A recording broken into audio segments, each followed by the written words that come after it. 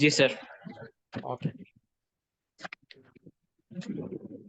আজকে আমরা যে এরিয়াগুলো কভার করব সেটা হচ্ছে, প্রথমে আমরা ভ্যাট সিস্টেমটা কিভাবে কাজ করে সেটা নিয়ে আলোচনা করব। তারপর আমরা আলোচনা করব ইম্পোর্ট স্টেজে ইম্পোর্ট করার সময় কাস্টমসে কিভাবে অ্যাসেসমেন্ট করে, অ্যাসেবল ভ্যালু কিভাবে বের করে, এবং সেটার উপর ইম্পোর্ট ডিউটি কিভাবে ক্যালকুলেশন করে। দেন আমরা কিছু ইম্পর্টেন্ট ডেফিনেশন গুলা দেখবো। সো আপনাদের আহ, একটু মনোযোগটা বেশি প্রয়োজন, কারণ এখানে অনেক একটা বড় একটা এরিয়া আমরা কভার করব। এইটুকু আলোচনা হয়ে গেলে পরবর্তী ক্লাসগুলা আপনাদের বুঝতে সহজ হবে এবং ইম্প্যাক্ট গুলা বুঝতে পারবেন, কোথা থেকে কোথায় যাচ্ছে সেই জিনিসগুলো আপনারা বুঝতে পারবেন। আমরা কি সবাই আহ, মনোযোগ দিয়ে ক্লাসটা করার জন্য আগ্রহ আছি তো নাকি স্যার? তো সবার আগ্রহ জি নাকি? স্যার। জি ওকে, স্যার। তো আমরা প্রথমে ডেফিনেশনে যাব না, আমরা এই ডেফিনেশন গুলা পরে দেখব। এই স্লাইডটা আমি আপাতত একটু ক্লোজ করছি, আমি অন্য স্লাইড শেয়ার করছি।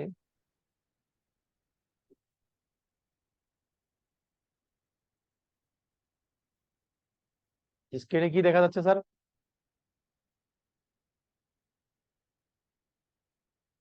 জি স্যার।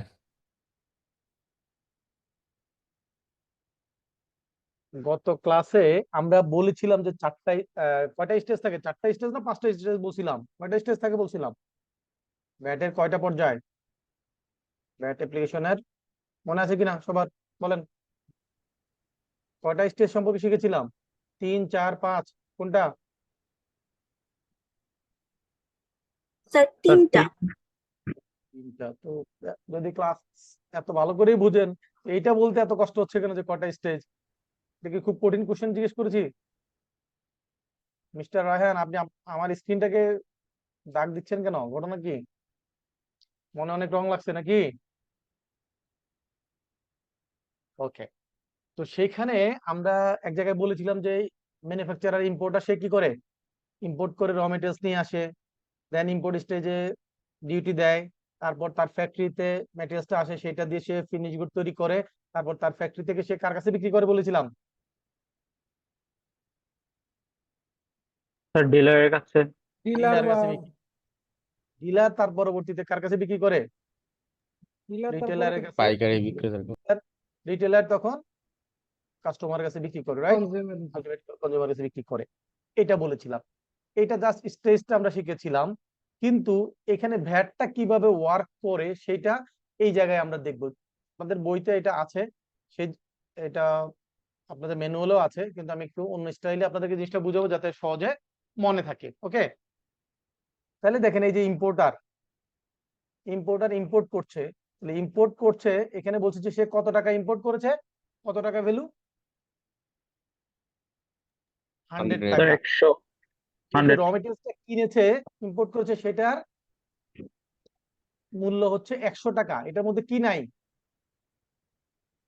কোন ধরনের ভ্যাট নেই। ট্যাক্স, ভ্যাট ট্যাক্স কিছু নাই, মানে এক্সক্লুডিং ভ্যাট এন্ড এসডি ছাড়া কি এই ভ্যালুটা। ওকে, আমরা ভ্যাট আইনে ট্যাক্সের ডেফিনিশনটা দেখবো আজকে, তখন সেখানে গেলে বুঝতে পারবো যে ট্যাক্স বলতে কি বোঝায়। আমরা বলবো যে ভ্যালু এক্সক্লুডিং ট্যাক্স বলবো। কি বলবো? ভ্যালু এক্সক্লুডিং ট্যাক্স বলবো। তাহলে এই 100 টাকার মধ্যে কোনো ট্যাক্স নাই। ওকে, এটা ভ্যাট হোক বা যাই হোক না কেন, 100 টাকার ভিতর কোনো ট্যাক্স নাই। তাহলে আমি ইম্পোর্ট করেছি 100 টাকায়, ইম্পোর্ট স্টেজে যখন আমি কাস্টমসে চিটাং পোর্টে আমি আমার কাস্টম অ্যাসেসমেন্ট করবে, তখন সেখানে একটা ভ্যাট দিয়ে আসতে হবে না স্যার?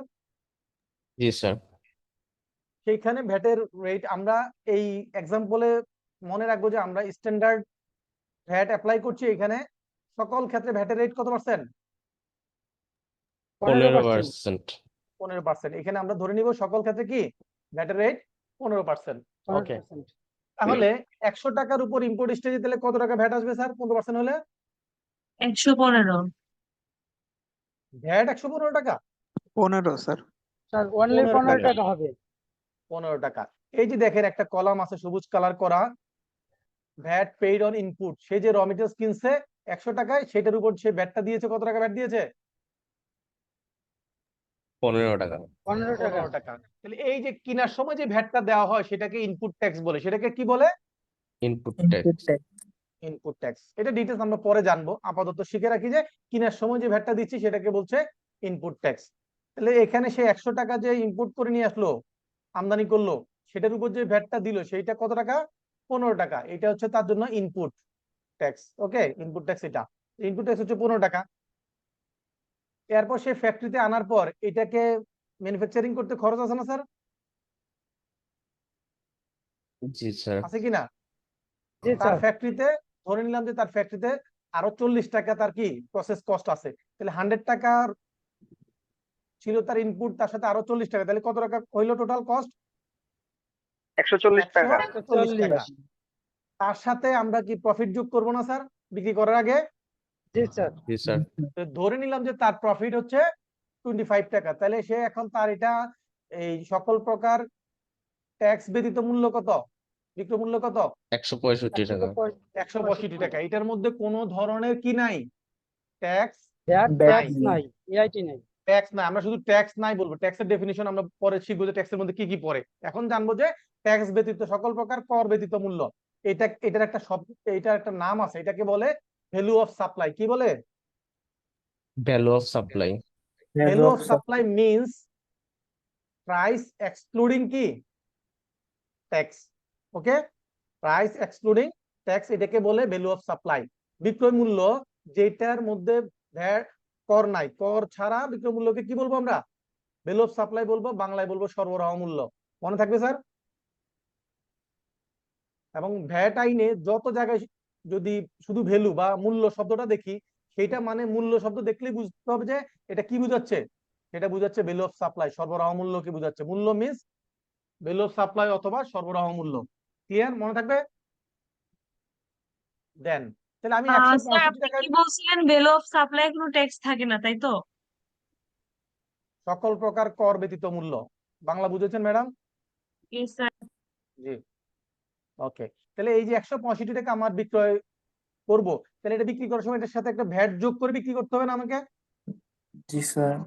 তাহলে আমার ভ্যাট ট্যাক্স ছাড়া মূল্য হচ্ছে 165 টাকা। এটা বিক্রি করার সময় আমাকে 15% ভ্যাট দিতে হবে। তাহলে 165 টাকার উপর 15% করলে কত টাকা সে ভ্যাট? ক্যালকুলেশন দেখেন তো, কার কাছে ক্যালকুলেটর আছে, মোবাইল আছে, চেক করেন। 24 টাকা 75 পয়সা আসবে। কত আসবে? 24.75। 24 টাকা 75 পয়সা আসবে। ওকে, দেন তাহলে এখন বলতে 165 টাকার সাথে এটার ভিতরে কি কোনো ভ্যাট আছে স্যার 165 টাকার মধ্যে?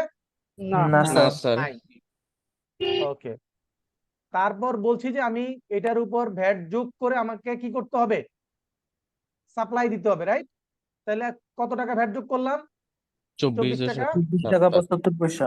75 পয়সা। তাহলে 165 টাকা আর 24 টাকা 75, এটা যোগ করলে কত টাকা আসতেছে? 189.75। তাহলে দেখেন তিনটা ফিগার। একটা হচ্ছে আমার সকল প্রকার কর ব্যতীত মূল্য 165 টাকা, এটাকে আমরা বলি ভ্যালু অফ সাপ্লাই। সাথে যোগ করছি কর বা ট্যাক্স যোগ করলাম। তাহলে ট্যাক্স যোগ করার পর আসলো কি? ট্যাক্স সহ মূল্য কত আসলো? 189 টাকা 75 পয়সা। এটাকে আমরা বলবো সকল প্রকার কর সহ মূল্য। এটার একটা বাংলা মিনিং আছে, এটাকে বলে পন, ইংলিশে বলে কনসিডারেশন। ইংলিশে কি বলে? কনসিডারেশন। এই কনসিডারেশন শব্দের মানে হচ্ছে এটার মধ্যে সকল প্রকার ট্যাক্স ইনক্লুড আছে। এই ভ্যালুর মধ্যে কি ইনক্লুড আছে? ট্যাক্স ইনক্লুড আছে। আর ভ্যালু অফ সাপ্লাই মিন্স এই ভ্যালুর মধ্যে কি নাই? ট্যাক্স নাই। তাহলে এখন বলেন তো, আমরা এই কনসিডারেশন থেকে যদি ভ্যালু অফ সাপ্লাই বাদ দেই তাহলে কি পাওয়া যাবে? ট্যাক্স পাওয়া যাবে না? জি স্যার। অথবা অথবা কনসিডারেশন থেকে যদি আমি ট্যাক্স বাদ দেই তাহলে কি পাওয়া যাবে? Value of supply. Value of supply. তাহলে আমরা কি এটাকে বলতে পারি না যে value of supply plus tax equal হচ্ছে কনসিডারেশন, বলা যায় কিনা? জি ইয়েস স্যার। স্যার। ওকে, তাহলে দেখেন, তাহলে এখানে তার ভ্যাট আসছে কত স্যার? সেলস এর উপর। 24 টাকা 75 পয়সা। তাহলে এই সেলস এর উপর যে ভ্যাট সেটাকে বলে আউটপুট ভ্যাট। সেটাকে কি বলে? Output VAT. আর পারচেজের উপর যে ভ্যাট সেটাকে কি বলে? Input VAT. Input VAT. Input VAT. Okay, তাহলে তার সেলস এর উপর ভ্যাট আসছে 24 টাকা 75 পয়সা। তাহলে ইনপুট ভ্যাট কত টাকা দিয়ে আসছিল সে? 15 টাকা। তাহলে অলরেডি 15 টাকা তো দিয়ে আসছে, আর কত টাকা তাকে পে করতে হবে ভ্যাট? এই 24 টাকা 75 থেকে 15 টাকা মাইনাস করলে আর কত টাকা ভ্যাট দিতে হয় তাকে এডিশনাল? 9 টাকা 9 75 টাকা। পয়সা। তাহলে এই যে 15 টাকা দিয়ে আসলো সেটা হচ্ছে ইনপুট ভ্যাট, আর এটা হলো ইনপুট স্টেজে। আর 9 টাকা 75 পয়সা এটা হচ্ছে ম্যানুফ্যাকচারিং স্টেজে 9 টাকা 75। তাহলে 24 টাকা 75 পয়সাকে যদি দুইটা ভাগ করি, একটা হচ্ছে আমাদের ইম্পোর্ট স্টেজে আমদানি পর্যায়ে 15 টাকা প্লাস ম্যানুফ্যাকচারিং স্টেজে 9 টাকা 75 পয়সা, তাহলে টোটাল 24 টাকা 75 পয়সা। এটা কি বুঝতে পেরেছি স্যার? জি স্যার। জি তাহলে স্যার। যিনি ম্যানুফ্যাকচারার উনি যখন বিক্রি জি, স্যার। করবেন, উনি বিক্রি করার সময় 189 টাকা 75 পয়সা ট্যাক্স সহ যখন বিক্রি করছেন, ওনারকে আর কত টাকা ভ্যাট দিতে হচ্ছে? 9.75 টাকা। কেন? কারণ 15 টাকা সে আগে ইনপুট ট্যাক্স হিসেবে দিয়েছে, তাহলে ইনপুট ট্যাক্সটা কি করা যায়? অ্যাডজাস্টমেন্ট নেওয়া যায়, রিবেট নেওয়া যায়। অ্যাডজাস্টমেন্ট করে নিতে পারবে, হ্যাঁ স্যার, যদি Clear? 15% এ সেল করে স্যার। হ্যাঁ, তাহলে আমরা যদি দেখি যে এখানে দুইটা পার্টে যদি ভ্যাট চিন্তা করি, ইম্পোর্ট স্টেজে হচ্ছে আমার 15 টাকা, ম্যানুফ্যাকচারিং স্টেজে 9 টাকা 75। এই দুইটা কি বুঝতে পেরেছি স্যার? আমি জি স্যার। ইম্পোর্ট স্টেজে দিয়ে আসছি 15 টাকা, 9 টাকা 75 পয়সা দিচ্ছি এখন কোথায়? ম্যানুফ্যাকচারিং স্টেজে। এই জি, স্যার। ম্যানুফ্যাকচারারের কাছ থেকে এই গুডসটা কে কিনে নিয়েছে? হোলসেলার অথবা ডিলার, রাইট? এখন এইটা যেটা ম্যানুফ্যাকচারারের বিক্রয় মূল্য, এটা ডিলারের জন্য কি ক্রয় মূল্য না স্যার? জি স্যার। তাহলে সে 165 টাকা কর ছাড়া মূল্য, ভ্যালু অফ সাপ্লাই, তার জন্য সেটা কি ইনপুট হিসেবে আসবে 165 টাকা। তার সাথে তার দোকানের খরচ আছে 10 টাকা, সে আরো 10 টাকা প্রফিট করবে। তাহলে এটা কত দাঁড়াবে? 85 টাকা। 185 টাকা। এই 185 টাকা যখন সে বিক্রি করবে, তাহলে 185 টাকার উপর তাকে কি দিতে হবে? ব্যাট দিতে হবে। তাহলে ভ্যাট যোগ করতে হবে। তাহলে 185 টাকার উপর 15% ভ্যাট যোগ করলে কত টাকা আসতেছে? ভ্যাটের অ্যামাউন্ট আসতেছে কত? 27 টাকা 75 27 পয়সা। টাকা 75 পয়সা। তাহলে ভ্যাট সহ তার বিক্রয় মূল্য কত? 212.75। ওকে, এখন দেখেন সে যে 27 টাকা 75 পয়সা তার ভ্যাট বিক্রির উপর, এই ভ্যাটের মধ্যে সে কিনার সময় কত টাকা ভ্যাট দিয়ে আসছে? 24 টাকা 24 75 পয়সা। টাকা 75 তাহলে এখন তাকে এডিশনাল আর কত টাকা ভ্যাট দেওয়া লাগবে? 3 টাকা। 3 টাকা। 3 টাকা। ওকে, ঠিক তেমনি এই ডিলার কার কাছে বিক্রি করেছে? এটা রিটেলারের কাছে। রিটেলারের এই কাছে। রিটেলারের জন্য এটা হচ্ছে কি তার ইনপুট। তাহলে 185 টাকা যে ওপেনিং আসলো ইনপুট হিসেবে, তার সাথে তার 15 টাকা তার দোকানের খরচ আছে, সে আরো 10 টাকা প্রফিট যোগ করে 210 টাকা তার কি বিল অফ সাপ্লাই, কর ছাড়া মূল্য। ওকে, তার সাথে 15% ভ্যাট যোগ করছে 31 টাকা 50 পয়সা, পরে 241 টাকা 50 পয়সা কার কাছে বিক্রি করেছে? এটা আপনার আমার কাছে বিক্রি করেছে, ফাইনাল কনজিউমার কাছে বিক্রি করেছে। ক্লিয়ার? তাহলে এখানে কত টাকা ভ্যাট অ্যাড হয়েছে? তাকে দিতে হচ্ছে কত? 31 টাকা 50 পয়সা। তার মধ্যে সে কিনার সময় কত টাকা ভ্যাট দিয়ে আসছে?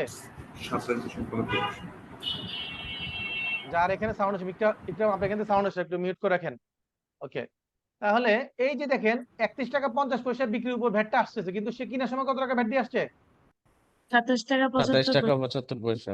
তাহলে এখন এই দুটো থেকে বিয়োগ করলে তাকে আর এডিশনাল কত টাকা ভ্যাট দেওয়া লাগতেছে? 3 টাকা 75 পয়সা।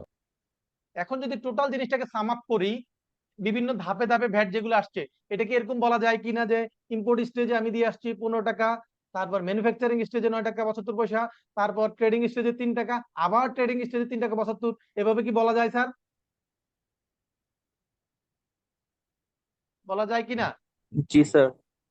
এই যে দেখেন এখানে সামারিটা, ইম্পোর্ট স্টেজে আমার ভ্যালু এডিশন কত? 100 টাকা। ভ্যাট ইম্পোজ হয় ভ্যালু এডিশনের উপর। কিসের উপর ভ্যাট ইম্পোজ হয়? Value value addition. এডিশনের এডিশন। উপর। আমি যে ইম্পোর্ট করলাম 100 টাকা, তাহলে আমার ভ্যালু কত এডিশন করলাম? 100 টাকা করলাম না? এই 100 টাকার উপর আমাকে ভ্যাট দিতে হবে 15 টাকা। তাহলে আমি ইম্পোর্ট স্টেজে 15 টাকা ভ্যাট দিলাম। ওকে, দেন ম্যানুফ্যাকচারিং স্টেজে আমি কত টাকা ভ্যালু এডিশন করেছি? 40 টাকা প্লাস 25 টাকা 65 টাকা। তাহলে আমার ভ্যালু এডিশন কত? 65। এই 65 টাকার উপর 15% করলে কত আসে? 9 টাকা 9.7। 75। ওই যে দেখেন আমরা যেটা যোগ বিয়োগ করে 9 টাকা 75 বের করেছি, আলটিমেটলি হচ্ছে তার ভ্যালু এডিশন যতটুকু এখানে হয়েছে সেটুকুর উপর 15%। এখানে দেখেন 100 টাকা ছিল, এখানে 165, তাহলে মাঝখানে ভ্যালু এডিশন কত টাকা হলো নতুন করে? 65। তাহলে এই 65 টাকার উপর 15% ভ্যাট দিলে 9 টাকা 75, তাহলে এটা ম্যানুফ্যাকচারিং স্টেজে গেল, রাইট? এবার যিনি ডিলার উনি কি করছেন, কত টাকা এডিশন করছেন বলেন তো? ভ্যালু এডিশন 20 টাকা, টাকা 20 টাকা। তো 20 টাকার উপর 15% করলে কত টাকা ভ্যাট আসে? 3 টাকা 3 টাকা, 3 টাকা।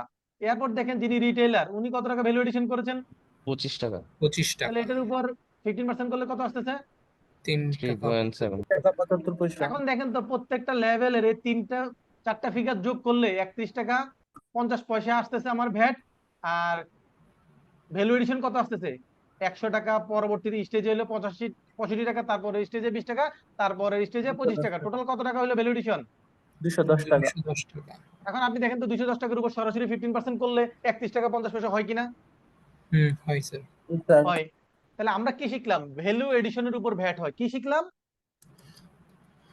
ভ্যালু এডিশনের উপর ভ্যাট হয়। যে স্টেজে যতটুকু ভ্যালু এডিশন হবে সেইটুকুর উপর ভ্যাট হবে। ক্লিয়ার ব্যাপারটা? Sir yes sir.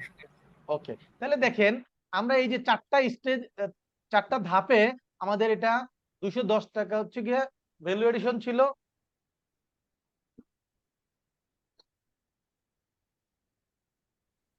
স্যার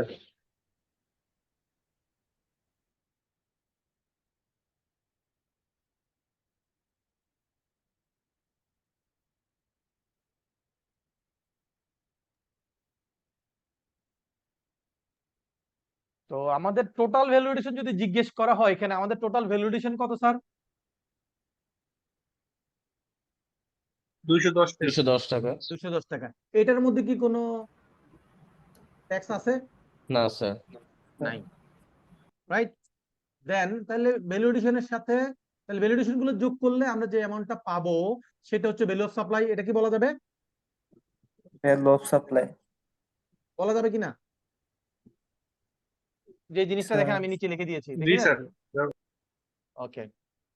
তারপরে এই যে আমাদের ভ্যাট অ্যাড করলাম, তাহলে ভ্যালু অফ সাপ্লাই সাথে ভ্যাট যোগ করলাম। যদি এসডি থাকতো তাহলে এসডি যোগ করতাম।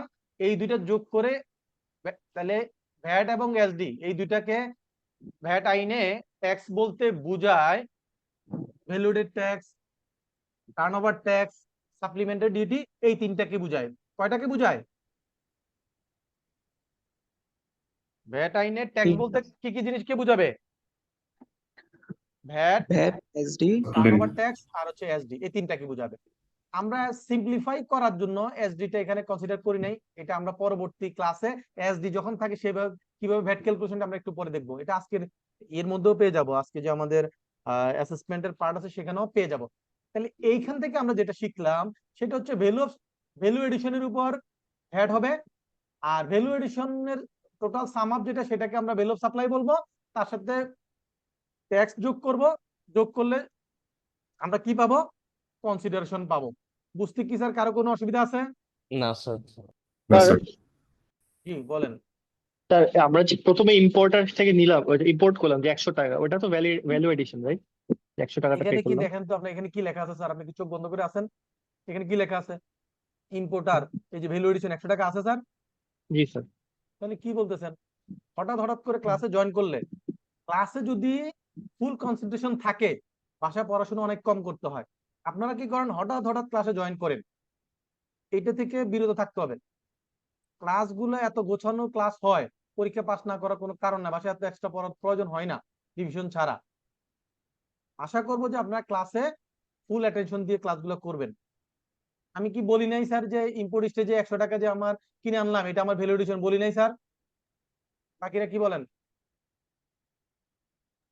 জি স্যার জি স্যার। তাহলে জি আমাদেরকে স্যার। আচ্ছা, আমরা যেটা দেখলাম এইটা হচ্ছে আমাদের ম্যানুয়ালও আছে। ওকে, এই ম্যাথটা এই এই ফরম্যাটটাকে আমরা বলছি স্ট্যান্ডার্ড ভ্যাট মেকানিজম। কি বলছি? স্ট্যান্ডার্ড প্যাট ভ্যাট মেকানিজম। মেকানিজম। এখন আবার আপনাকে আমি কয়েকটা কোশ্চেন করব, আপনারা শুধু আনসার গুলো দিবেন, দেন তারপর অন্য জায়গায় যাব। ওকে, এইখানে আমরা বলেছি যে সব জায়গায় ভ্যাটের রেট কত পার্সেন্ট বলছি? 15%, 15%। 15%। ওকে, সুন্দর কথা বলেছি। তাহলে এখন আমাকে বলেন তো, গত ক্লাসে যখন আমরা পড়াশোনা করেছিলাম সেখানে কি শুধু 15% নিয়ে কথা বলছিলাম না অন্য কোনো নো রেট স্যার, ছিল? আরো অনেক ছিল। আরো ছিল স্যার। আরো অনেক রেট ছিল, টার্নওভার ট্যাক্স, 5%, তারপরে স্পেসিফিক 7.5, রেট ছিল। 1%, তাহলে 2%, আমাদের এরকম দেশে ছিল। কি আমরা একটা মাত্র রেট এটা কি বলতে পারবো? নো ভ্যাটের স্যার রেট একটা বলতে No, পারবো? No sir, no sir. তাহলে স্ট্যান্ডার্ড ভ্যাট মেকানিজম হইতে গেলে সকল একটা মাত্র ভ্যাটের রেট থাকবে। কয়টা রেট থাকবে ভ্যাটের? একটা একটা একটা। কিন্তু আমাদের দেশে কি একটা রেট না অনেক রেট? অনেকেই অনেক তাহলে আমরা কি স্ট্যান্ডার্ড ভ্যাট মেকানিজমের মধ্যে আছি? জি না স্যার নাই। না। নাম্বার 1। নাম্বার 2 হলো স্ট্যান্ডার্ড ভ্যাট মেকানিজমের 3-4টা বৈশিষ্ট্য আছে, ক্যারেক্টারিস্টিক আছে। কি কি? নাম্বার 1 হচ্ছে যে সেখানে একটা মাত্র ভ্যাটের রেট থাকবে। তাহলে আমাদের ভ্যাটের রেট একটা না, তাহলে আমরা স্ট্যান্ডার্ড ভ্যাট মেকানিজমে পড়ি না, পড়ি স্যার? না স্যার নো স্যার না স্যার এরপরে সেখানে বলেছে যে যদি স্ট্যান্ডার্ড ভ্যাট মেকানিজম হইতে হয় তাহলে সকল ক্ষেত্রে ইনপুট ট্যাক্স রিবেট পাবে। কি পাবে? ইনপুট ট্যাক্সটা কি হবে? এই যে দেখেন 24 টাকা 75 পয়সা থেকে আমি 15 টাকা মাইনাস করে বাকিটুকু দিয়েছি, এই যে মাইনাস করার সুযোগটা, এটাকে বলে ইনপুট ট্যাক্স রিবেট নেওয়া। বুঝতে পারছি স্যার? জি স্যার জি স্যার কিন্তু আমরা সামনে যখন ফার্দার ডিটেলসে যাব তখন সেখানে গিয়ে দেখবো যে না, আমরা সব ক্ষেত্রে কি পাওয়া যায় না, এই ইনপুট ট্যাক্স রিবেট Rebate পাওয়ার পাওয়া যায় না। সুযোগ নাই। রিবেট পাওয়া যায় না তাহলে স্ট্যান্ডার্ড ভ্যাট মেকানিজম হইলে বলছে যে সব ক্ষেত্রে রিবেট পাবো, তাহলে আমাদের দেশে সব ক্ষেত্রে রিবেট নাই, তাহলে কি স্ট্যান্ডার্ড ভ্যাট মেকানিজম আমাদের দেশে? না স্যার। তারপরে বলেছে যে স্ট্যান্ডার্ড ভ্যাট মেকানিজমে অ্যাড সোর্সে ভ্যাট কাটতে হয় না। অ্যাড সোর্সে কি করতে হয় না? ভ্যাট ভ্যাট কাটতে কাটতে নেই। হয় না। তা আমাদের দেশে কি হয়, সাপ্লাই দিলে কাস্টমার কি করে, সাপ্লায়ারকে পেমেন্ট করার সময় অ্যাড সোর্সে ভ্যাট কাটার নিয়ম আছে না স্যার? জি স্যার আছে। তাহলে কি Yes, আমরা sir. স্ট্যান্ডার্ড ভ্যাট মেকানিজমের মধ্যে পড়ি? না না করি না। তাহলে স্ট্যান্ডার্ড ভ্যাট মেকানিজমে যেই কয়টা শর্ত মেজর, সেই কয়টা শর্তর প্রত্যেকটা শর্তই আমরা মানি না। তাহলে আমাদের দেশের যে ভ্যাট মেকানিজম, এটাকে কি স্ট্যান্ডার্ড ভ্যাট মেকানিজম বলা যাবে? না না স্যার আচ্ছা, তাহলে আমরা স্ট্যান্ডার্ড যে শর্ত থেকে দূরে সরে গেছি, রাইট? এই জি, শর্ত স্যার। থেকে জি, দূরে স্যার। সরে গেলে এটাকে কি বলে? বিচ্যুত হওয়ার, তাই না? যেমন জি, ট্রেন লাইন থেকে যদি ট্রেনের বগি বের হয়ে যায় তাহলে আমরা কি বলি? লাইন থেকে বিচ্যুত হয়ে গেছে, তাই না? বিচ্যুত হওয়া। তাহলে আমাদের দেশে যে ভ্যাট মেকানিজম সেটাকে বলে ডিস্টর্টেড ভ্যাট মেকানিজম। কি বলে? Distributed VAT mechanism. মেকাজিন না, mechanism. Mechanism distorted VAT mechanism এর ক্ষেত্রে দেখেন আমরা আগের যে এক্সাম্পলটা দেখেছিলাম সেখানে ভ্যাটের রেট সব জায়গায় কত পার্সেন্ট ছিল স্যার? 15%। 15%। এখন দেখেন তো এখানে কত আছে? 15% আছে, 7.5% আছে, 7.5% আছে, আছে না স্যার? জি স্যার Yes, তাহলে sir. কি সব জায়গায় কি সেম স্যার? না No, sir. না স্যার। তারপরে আমরা বলেছিলাম যে ইনপুট ট্যাক্স রিবেট নিতে পারবে। দেখেন এখানে শুধু প্রথম জায়গায় 15 টাকা ভ্যাট ইনপুট ট্যাক্স রিবেট পেয়েছে, বাকি দেখেন এখানে লাল কালার জিরো। এখানে দেখেন কি হয়েছে, ইনপুট ট্যাক্স কি করতে পারে নাই। Rebate করতে পারেন পারেন না। না। Rebate- তাইলে কি স্ট্যান্ডার্ড ভ্যাট মেকানিজম থেকে বাইরে চলে আসছি না স্যার? জি জি স্যার স্যার ওকে, এখন দেখেন তাহলে আমাকে বলেন, আপনি একজন বিক্রেতা, হ্যাঁ, আপনার ব্যবসা আছে, আপনি কি করছেন? আপনি ম্যানুফ্যাকচারের কাছ থেকে ফিনিশ গুড কিনেছেন, ওকে, এটা আপনি বিক্রি করবেন।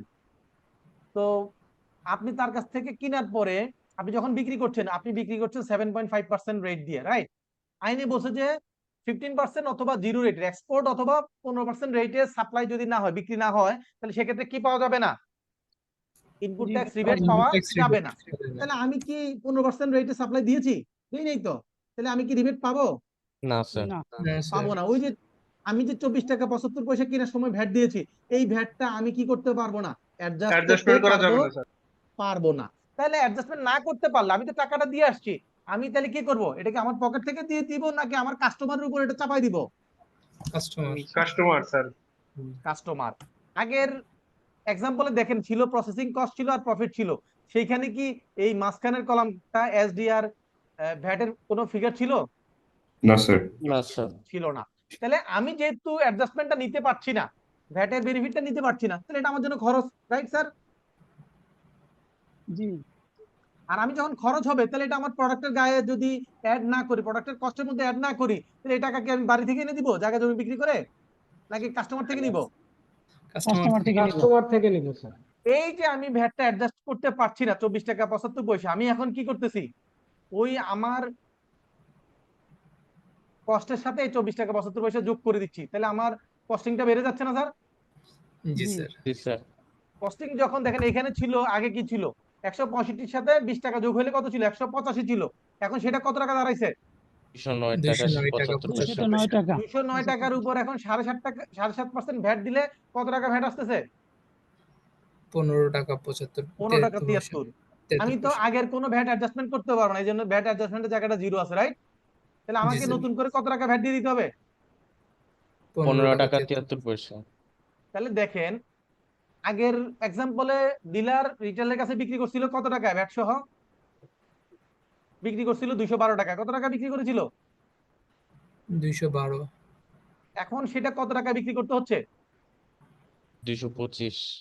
তাহলে প্রোডাক্টের দাম বেড়ে গেছে না স্যার? জি স্যার। জি স্যার। ঠিক তেমনি এই ডিলারের কাছ থেকে রিটেলার যখন কিনছে, কেনার পরে তার ভ্যাট এখানে 15 টাকা, আগের হচ্ছে 24 টাকা 72, 24 দুইটা যোগ টাকা। করলে 40 টাকা 48 পয়সা হয়, রাইট? এটার তো সে বেনিফিট নিতে পারবে না, তাহলে এটা তার কষ্টে চলে যাবে নাকি? জি স্যার। জি স্যার। কষ্টে চলে গেলে দেখেন তার এটা 245 টাকা পড়তেছে কস্টিং, আর এখানে আমাদের এখানে ছিল কত? 210 টাকা। তাহলে বেড়ে গেছে না স্যার? জি। এখন এটার উপর 7.5% ভ্যাট করলে কত আসতেছে? 18 টাকা 41 পয়সা। সে যেহেতু আগের ভ্যাট অ্যাডজাস্ট করতে পারছে না, তাহলে তাকে এই 18 টাকা 41 পয়সা এখানে পেমেন্ট করে দিতে হচ্ছে। ওকে, তাহলে দেখেন এই প্রোডাক্টটা ফাইনালি কত টাকায় বিক্রি হইলো? এখানে একটু 263 টাকা 89 পয়সা। এখানে একটু মিস্টেক আছে, এডিট করতে হবে। ডিলিট এখানে তো এখানে যোগ ঠিক নেই। এখানে এই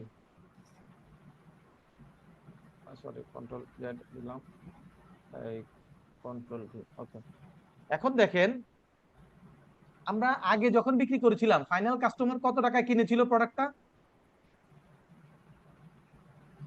42 টাকা। 241 টাকা, রাইট? আর এখন সেটা তাকে কিনতে হচ্ছে কত টাকায়? 263 টাকা। তাহলে কি আগের থেকে কমে কিনতে হচ্ছে না বেশিতে কিনতে হচ্ছে? বেশিতে স্যার। তাহলে দেখেন আগে ভ্যাট কত টাকা ছিল মনে আছে? 15%। আগে টোটাল ভ্যাট ছিল 31 টাকা 50 পয়সা। 31 টাকা কত ছিল? 50 পয়সা। 31 টাকা 50 পয়সা। এখন দেখেন তো টোটাল কত টাকা ভ্যাট দাঁড়াইছে? 58 টাকা তাহলে 58 আগে থেকে কত টাকা ভ্যাট বেশি দিতে হইছে? 27 টাকা 39 পয়সা। তাহলে এখন এই টোটাল 58 টাকাকে যদি আমরা ডিস্ট্রিবিউট করি, তাহলে ইম্পোর্ট স্টেজে 15 টাকা ভ্যাট দিতে হইছে, ম্যানুফ্যাকচারিং স্টেজে 9 টাকা 72 পয়সা, হোলসেলার দিয়েছে কত? 15 টাকা 73 পয়সা, রিটেলার দিয়েছে কত? 18 টাকা 41 পয়সা। তাহলে এটা এখন দেখা, এটা আসছে কত? 58 টাকা 89 পয়সা। ঠিক আগের ম্যাথে ছিল কত? 15 টাকা 9 টাকা 72, 3 টাকা 3 টাকা 72। তাহলে দুইটার কম্পারিজনটা কি এখানে বুঝতে পারতেছি স্যার? জি স্যার। জি স্যার। জি স্যার। তাহলে এখন বলেন, যদি আমাদের দেশের ব্যবসায়ীরা আইন মেনে চলতো আর আমরা যদি স্ট্যান্ডার্ড মেকানিজম প্র্যাকটিস করতাম, তাহলে এই প্রোডাক্টটা আমি অ্যাজ এ কাস্টমার 27 টাকা 39 পয়সা কম দামে কিনতে পারতাম। এখন আমাকে 27 টাকা 39 পয়সা বেশি দামে কিনতে হচ্ছে। ব্যাপারটা ক্লিয়ার? জি স্যার। এখন কি দেখা যাচ্ছে স্ক্রিনে? The calculation of duty. আচ্ছা, আমরা বলেছিলাম যখন আমি কোনো ইম্পোর্ট করি, আমদানি করলে ইম্পোর্ট স্টেজে কাস্টমস হাউস কি করে? আমার কাছ থেকে ডিউটি ক্যালকুলেশন করে ডিউটি কালেক্ট করে, রাইট? তো সেইখানে 6টা ডিউটি কালেক্ট করে। কয়টা? মিনিমাম 6টা ডিউটি। নরমালি 6টা, এর বাইরে কিছু এডিশনাল থাকে, সেটা এখন আমাদের না জানলেও চলবে। নরমালি 6টা কি কি? সিডি, সিডি মানে কি? Custom duty. Custom SD duty. Supplementary duty. VAT. AIT মানে কি? Advance income tax. আরডি মানে কি? Regulatory duty. Regulatory duty. আর এটি মানে হচ্ছে অ্যাডভান্স ট্যাক্স। অ্যাডভান্স ট্যাক্স, বাংলায় বলে আগাম কর, রাইট? জি স্যার। তো এই যে আমরা যখন কোনো কিছু ইম্পোর্ট করি, ইম্পোর্ট করার সময় এলসি করি না স্যার? জি স্যার।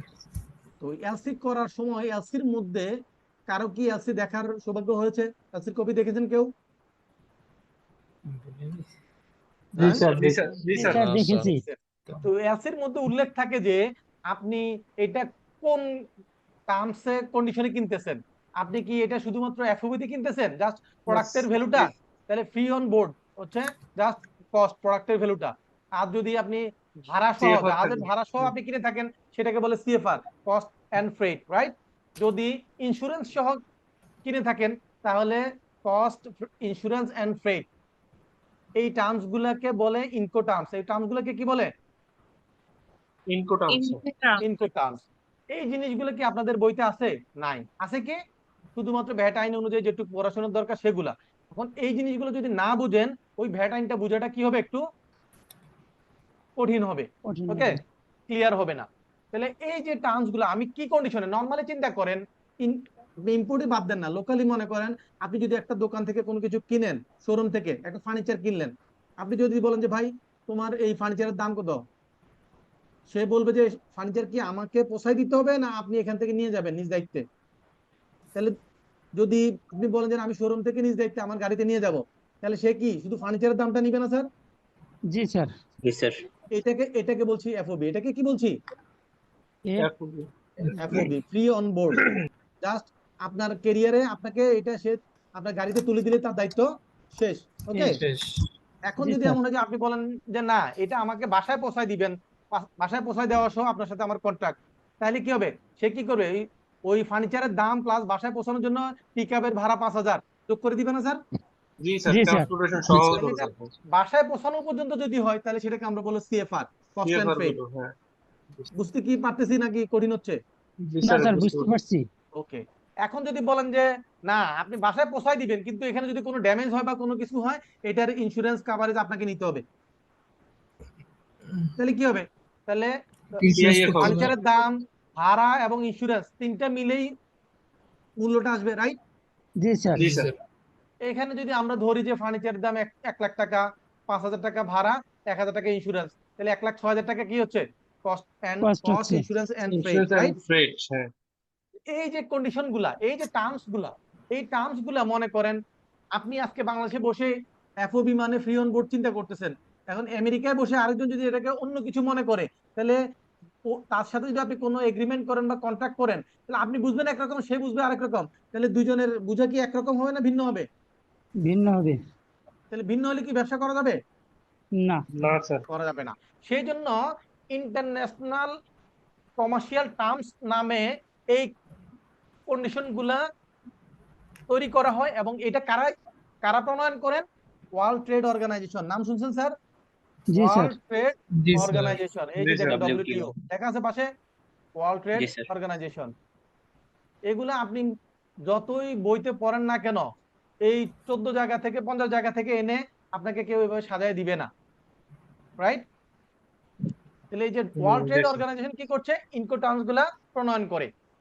আমাদের দেশে নরমালি এই 3টা টার্মস বেশি ইউজ হয়, এর বাইরেও অনেক টার্মস আছে, সেটা আমি আপনাদের সুবিধার জন্য ম্যাটেরিয়ালস এর মধ্যে এক্সট্রা এটা আমি অ্যাড করে দিয়েছি, কেউ পড়তে চাইলে এই যে দেখছেন দেখা যাচ্ছে এই যে জি বিভিন্ন স্যার। ধরনের টার্মস যে উপর লাইনে দেখেন CFR, FOB, CIF, CPT, CIP, এরকম বিভিন্ন ধরনের টার্মস আছে এবং এখানে কালার দিয়ে বোঝানো হচ্ছে যে কোন টার্মস বলতে কতটুকু পর্যন্ত কার রেসপন্সিবিলিটি, বায়ারের রেসপন্সিবিলিটি কতটুকু, সেলারের রেসপন্সিবিলিটি কতটুকু, রাইট?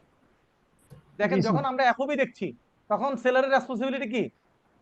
এই যে গাড়িতে তুলে দেওয়া পর্যন্তই শেষ, গাড়িতে তুলে দেওয়া পর্যন্তই শেষ। শেষ। আর যখন আমি সিএফআর বলছি তখন কিন্তু এই যে দেখেন গাড়ির ভাড়াটাও কার? সেলারের। সেলারের। আর যখন সিআইএ বলছি, কস্ট ইন্স্যুরেন্স ফ্রেট বলছি, তখন দেখেন ইন্স্যুরেন্স পর্যন্ত কার খরচ? সেলারের। তাহলে দেখেন এখানে কি সুন্দর করে এটা বুঝে দিয়েছে যে কোন কোন টার্মসে কতটুকু পর্যন্ত কার কি কন্ডিশন, কার কতটুকু রেসপন্সিবিলিটি, এগুলো আপনাদের বোঝার জন্য এডিশনালি আমি দিয়ে দিয়েছি। ওকে, এখন দেখেন তাহলে এই ইনকো টার্মস এর উপর ডিপেন্ড করে আমরা ইম্পোর্ট করি বা এক্সপোর্ট করি, সেগুলো প্রণয়ন করে কারা? World Trade Organization. অর্গানাইজেশন। এবং এই যে আমরা যত ধরনের গুডস ইম্পোর্ট করি, গুডস এর ক্ষেত্রে একটা এইচএস কোড থাকে, সেই এইচএস কোডটা দিয়ে, এই কোডটা দিয়ে বাংলাদেশে আমি যেই গুডসটাকে চিনবো বা বুঝবো, পৃথিবীর সব দেশে ওই এইচএস কোড দিয়ে সবাই একই জিনিস মনে করবে। এবং এইচএস কোডের টোটাল 8টা ডিজিট থাকে। কয়টা ডিজিট থাকে? 8 ডিজিট 8টা স্যার। ডিজিট। 8 ডিজিট থাকে। আমরা এখানে একটা এক্সাম্পল দিয়েছি, আইটেমটার নাম হচ্ছে আইসক্রিমের জন্য যে র মেটেরিয়ালস কোকোয়া, এইটা ইম্পোর্ট করছে, এইটার এইচএস কোড হচ্ছে এটা, এবং এইটার সে কতটুকু ইম্পোর্ট করছে, এফওবি ভ্যালু হচ্ছে $1,00,000, তার ফ্রেট হচ্ছে $5,000, এক্সচেঞ্জ রেট হচ্ছে 110 টাকা। যখন কাস্টমস কি করে আমাকে ডিউটি ক্যালকুলেশন করে, সে তো টাকায় কনভার্ট করে, সে তো ডলারে রাখে না, রাইট? জি জি স্যার এই জন্য আমার একটা এক্সচেঞ্জ রেট দরকার। এক্সচেঞ্জ রেট এখন দরকার আমাদেরকে বলেছে যে কি বের করতে হবে, অ্যাসেসেবল ভ্যালু ক্যালকুলেশন করতে হবে আর ডিউটি ক্যালকুলেশন করতে হবে। ওকে, এই অ্যাসেসেবল ভ্যালু ক্যালকুলেশন করার জন্য একটা ফর্মুলা আছে, এই যে দেখেন উপরে আমার যেখানে কার্সারটা দেখেন ব্রাউন কালার দেখা যাচ্ছে, এই ফর্মুলাটা হচ্ছে সিআইএফ প্লাস ল্যান্ডিং চার্জ। তাহলে সিআইএফ ভ্যালুর সাথে যদি আমি ল্যান্ডিং চার্জ যোগ করি যা হবে তাকে যদি আমি টাকায় কনভার্ট করি তাহলে সেটা হবে অ্যাসেসেবল ভ্যালু। বুঝতে পারছি কিনা স্যার? তাহলে সিআইএফ মানে কি?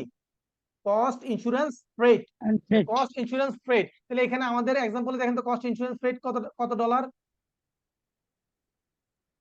1,06,000 $1,06,000। ওকে, তার সাথে আমি কি যোগ করতে বলেছি? 1% ল্যান্ডিং চার্জ। আইনে বলছে যে ল্যান্ডিং চার্জ হচ্ছে কি 1% অফ 1,06,000 এর এই সিআইএফ ভ্যালুর 1%। তাহলে 1,06,000 এর 1% করলে কত হয়? $1,060, রাইট? তাহলে টোটাল ভ্যালু কত দাঁড়াচ্ছে? 1,07,060 টাকা 60 টাকা না ডলার। ডলার। ওকে, তো এটাকে যখন আমি 110 টাকা দিয়ে গুণ করব তাহলে টাকায় পাবো কত টাকা পাইলাম? 11,776,600 ইন্না লিল্লাহি ওয়া ইন্না 1,17,76,600 1,17,76,600 ওকে, তাহলে এই যে 1,17,76,600 এইটাই হচ্ছে আমার অ্যাসেসেবল ভ্যালু, এটাই আমার কি accessible বলে। অ্যাসেসেবল ভ্যালু। এখন মনে করেন আমি আপনাকে ফর্মুলাটা দিয়ে এইভাবে এটা যোগ বিয়োগ গুণ ভাগ হয় এটুক বুঝে দিয়ে চলে যেতে পারি, এটা দিয়ে আজীবনে আপনার সঠিক শিক্ষা হবে না। না। তাহলে কি শিখতে হবে? এই যে আমি যে কথাগুলো বললাম, যে এই সূত্রটা বললাম, যা কিছু বললাম, এইটা কোথায় বলা আছে সেটা আমার জানা লাগবে, রাইট? জি স্যার। সেটা হচ্ছে কাস্টমস আইনে বাম পাশে দেখেন রেড কালার করা আছে, কাস্টমস আইনের একটা বিধিমালা আছে, customs valuation determination value of imported goods, মানে আমদানিকৃত পণ্যের শুল্ক মূল্যায়ন বিধিমালা 2000। সেখানে বলা আছে যে কি হবে, এফওবি ভ্যালুর সাথে ফ্রেট যোগ হবে, ইন্স্যুরেন্স যদি না থাকে তাহলে ইন্স্যুরেন্সটা কিভাবে বের করব? এফওবি ভ্যালুর 1% করব। এফওবি ভ্যালুর কি বের করব? 1% করব। আর ল্যান্ডিং চার্জটা কি হবে? সিএফ ভ্যালুর 1% হবে। তারপর টোটাল যত ডলার হবে তাকে এক্সচেঞ্জ রেট দিয়ে গুণ করে আমরা কি বের করব স্যার? টাকা অ্যাসেসেবল ভ্যালু বের করব। এই যে অ্যাসেসেবল ভ্যালুটা আমার বের হইলো, তাহলে এইটার রেফারেন্সটা কি? একটা বিধিমালা আছে, একটা কি আছে? বিধিমালা। কাস্টমসের একটা বিধিমালা আছে। সেই বিধিমালাটা আমরা ক্লাসে আজকে পরে আমরা আপনাদেরকে শেয়ার করে দিব, জাস্ট জানার জন্য এটা কোথায় আছে। ওকে, ওকে স্যার শিখার মতো হইতে হবে নাকি? আর সেই বিধিমালাতে বলা আছে যদি ফ্রেট দেওয়া না থাকে বা ফ্রেট থাকেও তাহলে ফ্রেট সর্বোচ্চ কত পার্সেন্ট হইতে পারবে? 1%। ফ্রেট সর্বোচ্চ 20% হইতে পারবে। এফওবির 20% পর্যন্ত হইতে পারে, যে দেখেন ব্লু কালারের মধ্যে লেখা আছে, আছে এফওবির সর্বোচ্চ 20% পর্যন্ত কি হইতে পারবে? ফ্রেট হইতে পারবে। ওকে, তাহলে আমরা এখানে অ্যাসেসেবল ভ্যালু পেয়ে গেলাম। তো অ্যাসেসেবল ভ্যালু কত পাইলাম? 1,17,76,000। আমাদেরকে কি করতে হবে? ডিউটি ক্যালকুলেশন করতে হবে। কি করতে হবে? ডিউটি ক্যালকুলেশন করতে হবে। তাহলে কি কি ডিউটি ক্যালকুলেশন করব? CD, RD, SD, VAT, AIT আর এটি, এই 6টা, তাই তো? তো এটার ক্ষেত্রে দেখেন কালার কয়টা আছে দেখেন তো, এখানে ব্লু, ইয়েলো আর গোল্ডেন, 3টা কালার। কয়টা কালার?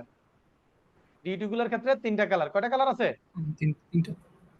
তিনটা কালার। একটা হচ্ছে ব্লু, তারপর কি ইয়েলো এবং গোল্ডেন কালার। তাহলে এই 3টা কালার আছে, রাইট? তাহলে যেই 3টা ব্লু, দ্যাট মিন্স হচ্ছে ওই 3টা একই বেসিসে ডিউটি ক্যালকুলেশন করতে হবে। তাহলে সিডি, আরডি এবং এআইটি এই 3টা কিসের উপর নির্ভর করে? এই 3টা নির্ভর করে সরাসরি অ্যাসেসেবল ভ্যালুর উপর। কিসের উপর? আমাদের অ্যাসেসেবল ভ্যালু কত? 1,17,00,000। এটার উপর সিডি রেট অ্যাপ্লাই করলে সিডি পাওয়া যাবে, এসডি রেট অ্যাপ্লাই করলে এসডি পাওয়া যাবে, এআইটি রেট অ্যাপ্লাই করলে এআইটি পাওয়া যাবে। তাহলে এই 3টা ফিগার আমরা কিসের উপর দেখেন? এই 11, 1,76,000, 1,76,000, 1,76,000 তিন জায়গায় একই ফিগার না স্যার? জি স্যার। তাহলে এই 3টা জিনিস সিডি, আরডি এবং এআইটি কিভাবে ক্যালকুলেশন করব? সরাসরি অ্যাসেসেবল ভ্যালুর উপর পার্সেন্টেজ দিব। বুঝতে পারছি কিনা স্যার? জি স্যার। জি স্যার। ওকে, আর সাপ্লিমেন্টারি ডিউটি কিভাবে ক্যালকুলেশন করব? এই অ্যাসেসেবল ভ্যালুর সাথে সিডি এবং এসডি যোগ করলে যা হবে, দেখেন আমাদের অ্যাসেসেবল ভ্যালু কত? 1,17,00,000। তার সাথে সিডি আছে 29 লাখ, এসডি আছে সরি আরডি আছে 3,53,000, এগুলো যোগ করলে দাঁড়াবে হচ্ছে 1,50,00,000। কত দাঁড়াবে? 1,50,00,000। এই 1,50,00,000 উপর আমরা এসডি ক্যালকুলেশন করবো। তাহলে এসডি কিভাবে ক্যালকুলেশন করবো? অ্যাসেসেবল value plus CD plus RD. বুঝতে পারছি কিনা স্যার? জি স্যার। জি স্যার। ওকে, আর বাকি রইলো কি? দুইটা, ভ্যাট আর এটি। ভ্যাট আর এটির ক্ষেত্রে সেম ফিগারের উপর। কোন ফিগারের উপর? এই যে এসডি যেই ফিগারের উপর ক্যালকুলেশন করেছিলাম তার সাথে এসডিটা যোগ করব। তাহলে অ্যাসেসেবল value plus CD plus RD plus SD করলে কত SD আসতেছে? 1,80,00,000। এই 1,80,00,000 1,80,00,000 উপর ভ্যাটের রেট, 1,80,00,000 উপর 15%। এটির রেট। তিনটা বেসিক কি বোঝা যায়, মনে থাকবে স্যার? কোন কোন অ্যামাউন্টের উপর কিভাবে আমরা ডিউটিগুলো ক্যালকুলেশন করব? আমরা জি সিডি স্যার। আরডি এবং এআইটি ক্যালকুলেশন করব সরাসরি অ্যাসেসেবল ভ্যালুর উপর পার্সেন্টেজ, নাম্বার 1। নাম্বার 2 হচ্ছে এসডি ক্যালকুলেশন করব কিভাবে? Assessable value plus CD plus RD. Okay. Number 3 VAT এবং এটি কিভাবে ক্যালকুলেশন করব? Assessable value plus CD plus RD plus SD. মনে থাকবে স্যার? জি স্যার। তাহলে দেখেন এই যে আমরা 6টা ফিগার পেয়ে গেলাম ডিউটি, এই 6টার যোগফল কত?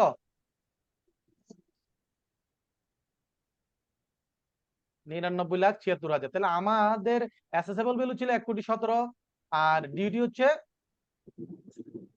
99,76,000। তাহলে এই 99,76,000 টাকা আমাদেরকে কি করতে হবে? ডিউটি পেমেন্ট করতে হবে কাস্টমসে। পেমেন্ট করার পর কাস্টমস কি করবে? আমাদের মালটা খালাস করার সুযোগ দিবে, রাইট? জি স্যার। এইটুক বুঝতে কি কারো কোনো অসুবিধা আছে?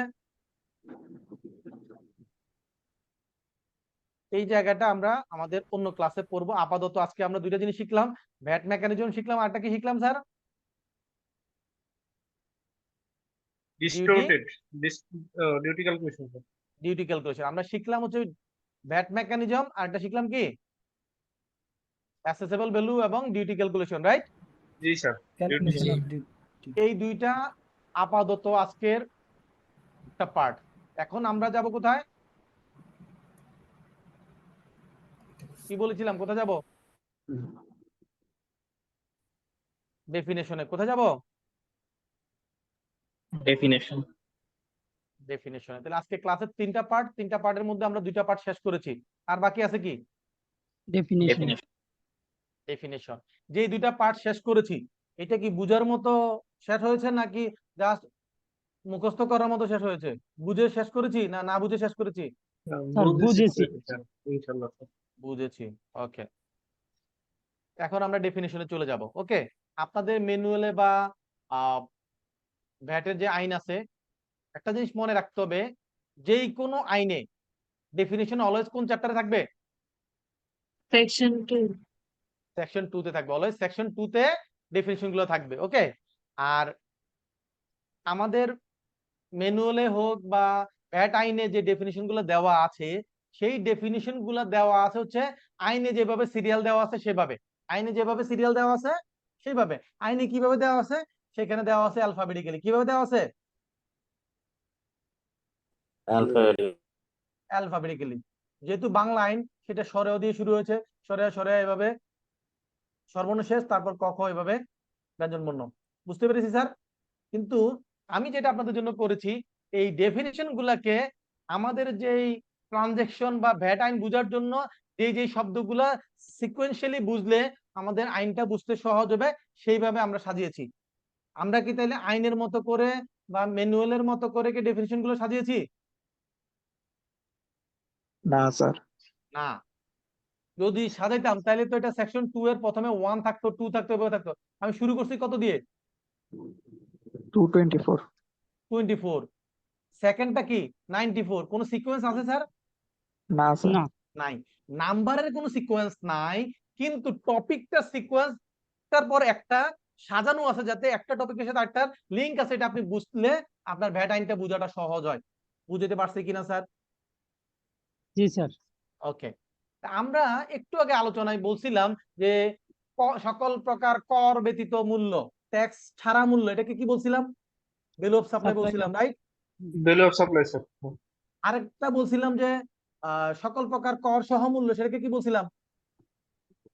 কনসিডারেশন। কি বলেছিলাম? Consideration sir. কনসিডারেশন। আচ্ছা, ভালো কথা। তাহলে বারবার খালি আমি কনসিডারেশন ট্যাক্স বলছি। তাহলে ভ্যাট আইনের ট্যাক্স বলতে কি বোঝায়? ভ্যাট আইনের ট্যাক্স বলতে বোঝায় ভ্যাট, টার্নওভার ট্যাক্স এবং সাপ্লিমেন্টারি ডিউটি। কয়টাকে বোঝায়? তিনটা। তিনটা স্যার, তিনটা। কোন তিনটা স্যার?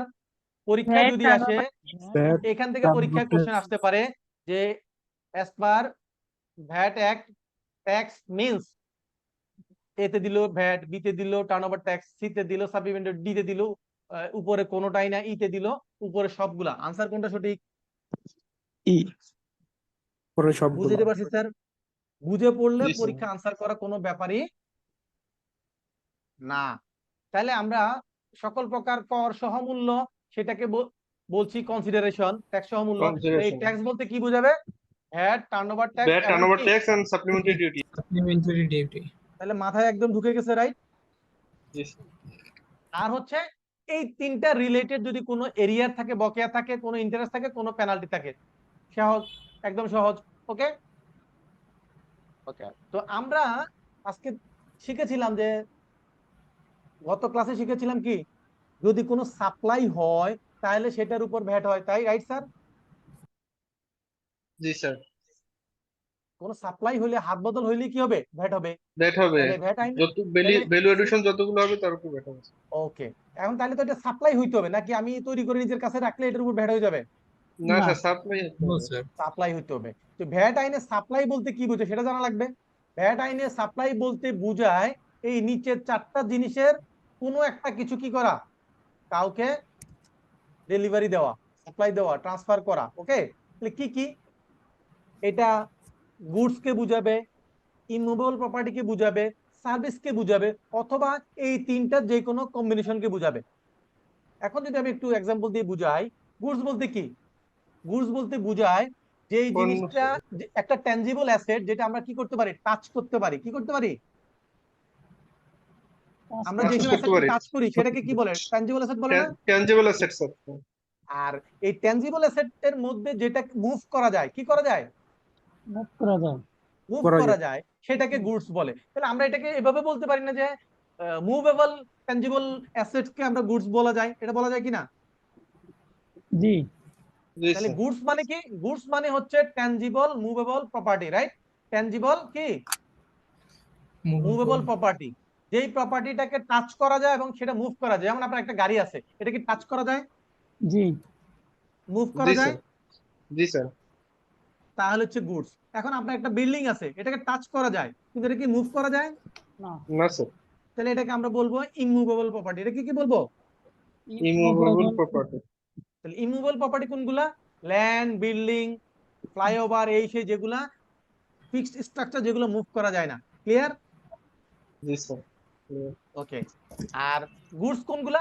গুডস হচ্ছে ট্যানজিবল প্রপার্টি, যেগুলো Movable. মুভ করা যায়, রাইট? Movable. এগুলো মুভ করা যায় স্যার। রাইট। তবে সেটার মধ্যে কি কি পড়বে না? সেটার মধ্যে শেয়ার, স্টক এবং সিকিউরিটি এবং মানি পড়বে না। এই কয়টা বাদ দিয়ে, যেমন টাকা, টাকা কি টাচ করা যায়? জি জি স্যার। মুভ করা যায়? জি জি। তাহলে মুভ করা গেলে তো তাহলে এটাকে আমরা কি বলার কথা? গুডস বলার কথা। গুডস কিন্তু হবে না। যদি গুডস এর ডেফিনিশনে পড়তো, তাহলে আমি আপনাকে টাকা দিচ্ছি, টাকা দিলেই ওইটার উপর ভ্যাট দিতে হইতো। তাহলে এটা কি লজিক্যাল? জি জি না। না এই স্যার, জন্য লজিক্যাল না। এই জন্য টাকাটাকে গুডস এর ডেফিনিশন থেকে সরাই দিচ্ছে। বুঝতে পারছি কিনা স্যার? জি স্যার। জি স্যার। তারপর শেয়ার, আমরা যে শেয়ার বেচা কেনা করি, এই শেয়ারটাকেও কি করেছে? গুডস এর ডেফিনিশন থেকে রাই দিছে। সরিয়ে দিয়েছে। কারণ শেয়ারের উপর কি হয় না? ভ্যাট হয় না। টাকার উপর ভ্যাট হয় না। ওকে। তাহলে গুডস বলতে আমরা কি বুঝবো? Goods means tangible movable property except share, stock, share or or stock money। মনে থাকবে কিনা স্যার? বুঝতে কি কোনো অসুবিধা?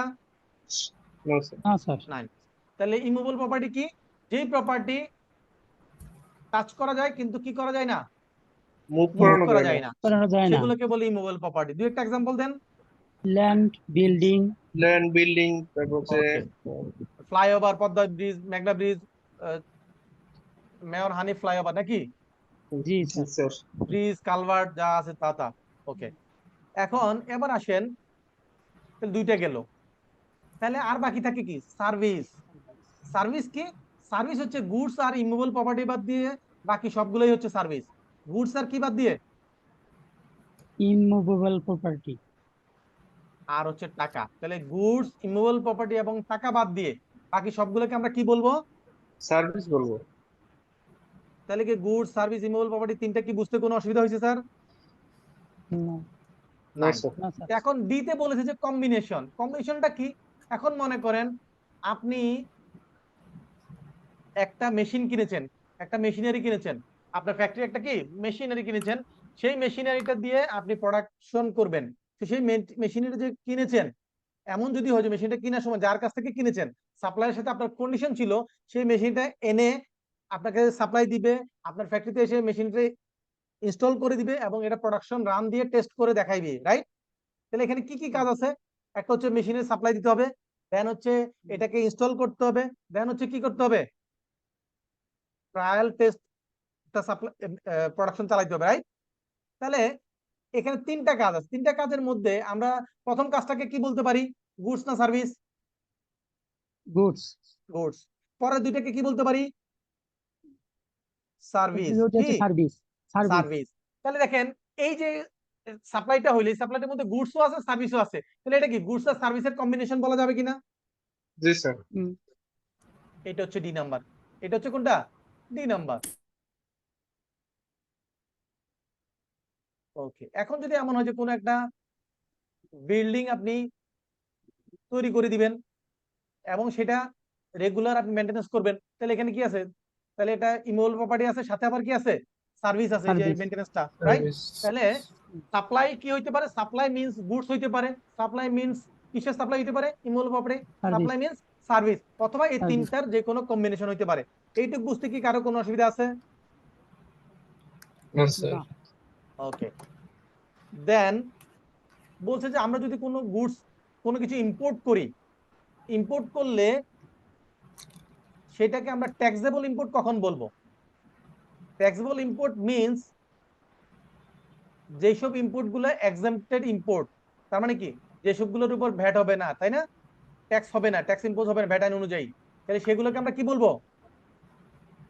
এক্সাম্পটেড ইম্পোর্ট বলবো। তাহলে Exempted import. এক্সাম্পটেড ইম্পোর্ট বাদ দিয়ে বাকি সকল ইম্পোর্টকে আমরা কি বলবো? Taxable Taxable import. Taxable import. কারণ যেটা এক্সাম্পটেড সেটা ছাড়া বাকিগুলোর উপর তো ট্যাক্স ইম্পোজ হবে, সেজন্য সেটাকে আমরা বলবো কি? Taxable Taxable import. import. ব্যাপারটা তো একদম সহজ, তাই না স্যার? জি স্যার। আচ্ছা, এখন বলছে যে আপনি সাপ্লাই, সাপ্লাই বলতে আমরা এই চারটাকে বুঝাই। হ্যাঁ, সাপ্লাই হইলো। এখন বলছে যে ট্যাক্সেবল সাপ্লাই, তাহলে কি? ট্যাক্সেবল সাপ্লাই বলতে বুঝাবে যেই সব সাপ্লাই গুলা ইকোনমিক অ্যাক্টিভিটির মধ্য দিয়ে হয়। যেসব সাপ্লাই গুলো কি হয়? একটা ইকোনমিক অ্যাক্টিভিটির মধ্য দিয়ে হয়, একটা ইকোনমিক অ্যাক্টিভিটির প্রসেসের মধ্য দিয়ে সাপ্লাই হয়, সেই সব সাপ্লাইকে আমরা ট্যাক্সেবল সাপ্লাই বলবো, অন্যগুলোকে ট্যাক্সেবল সাপ্লাই বলবো না। যেমন মনে করেন আপনার একটা হবি হচ্ছে আপনি গান করেন। কি করেন? গান করেন। এখন আপনি যদি গান করাটা কমার্শিয়ালি করেন, যে গান করেন তার বিনিময়ে আপনি টাকা নেন, তাহলে সেটাকে বলবো আমরা ইকোনমিক অ্যাক্টিভিটি। কিন্তু যদি গান করছেন আপনার আনন্দের জন্য, কিন্তু আপনি এটার এগেইনস্টে কোনো পেমেন্ট নিচ্ছেন না, তাহলে সেটাকে আমরা ইকোনমিক অ্যাক্টিভিটি বলবো না।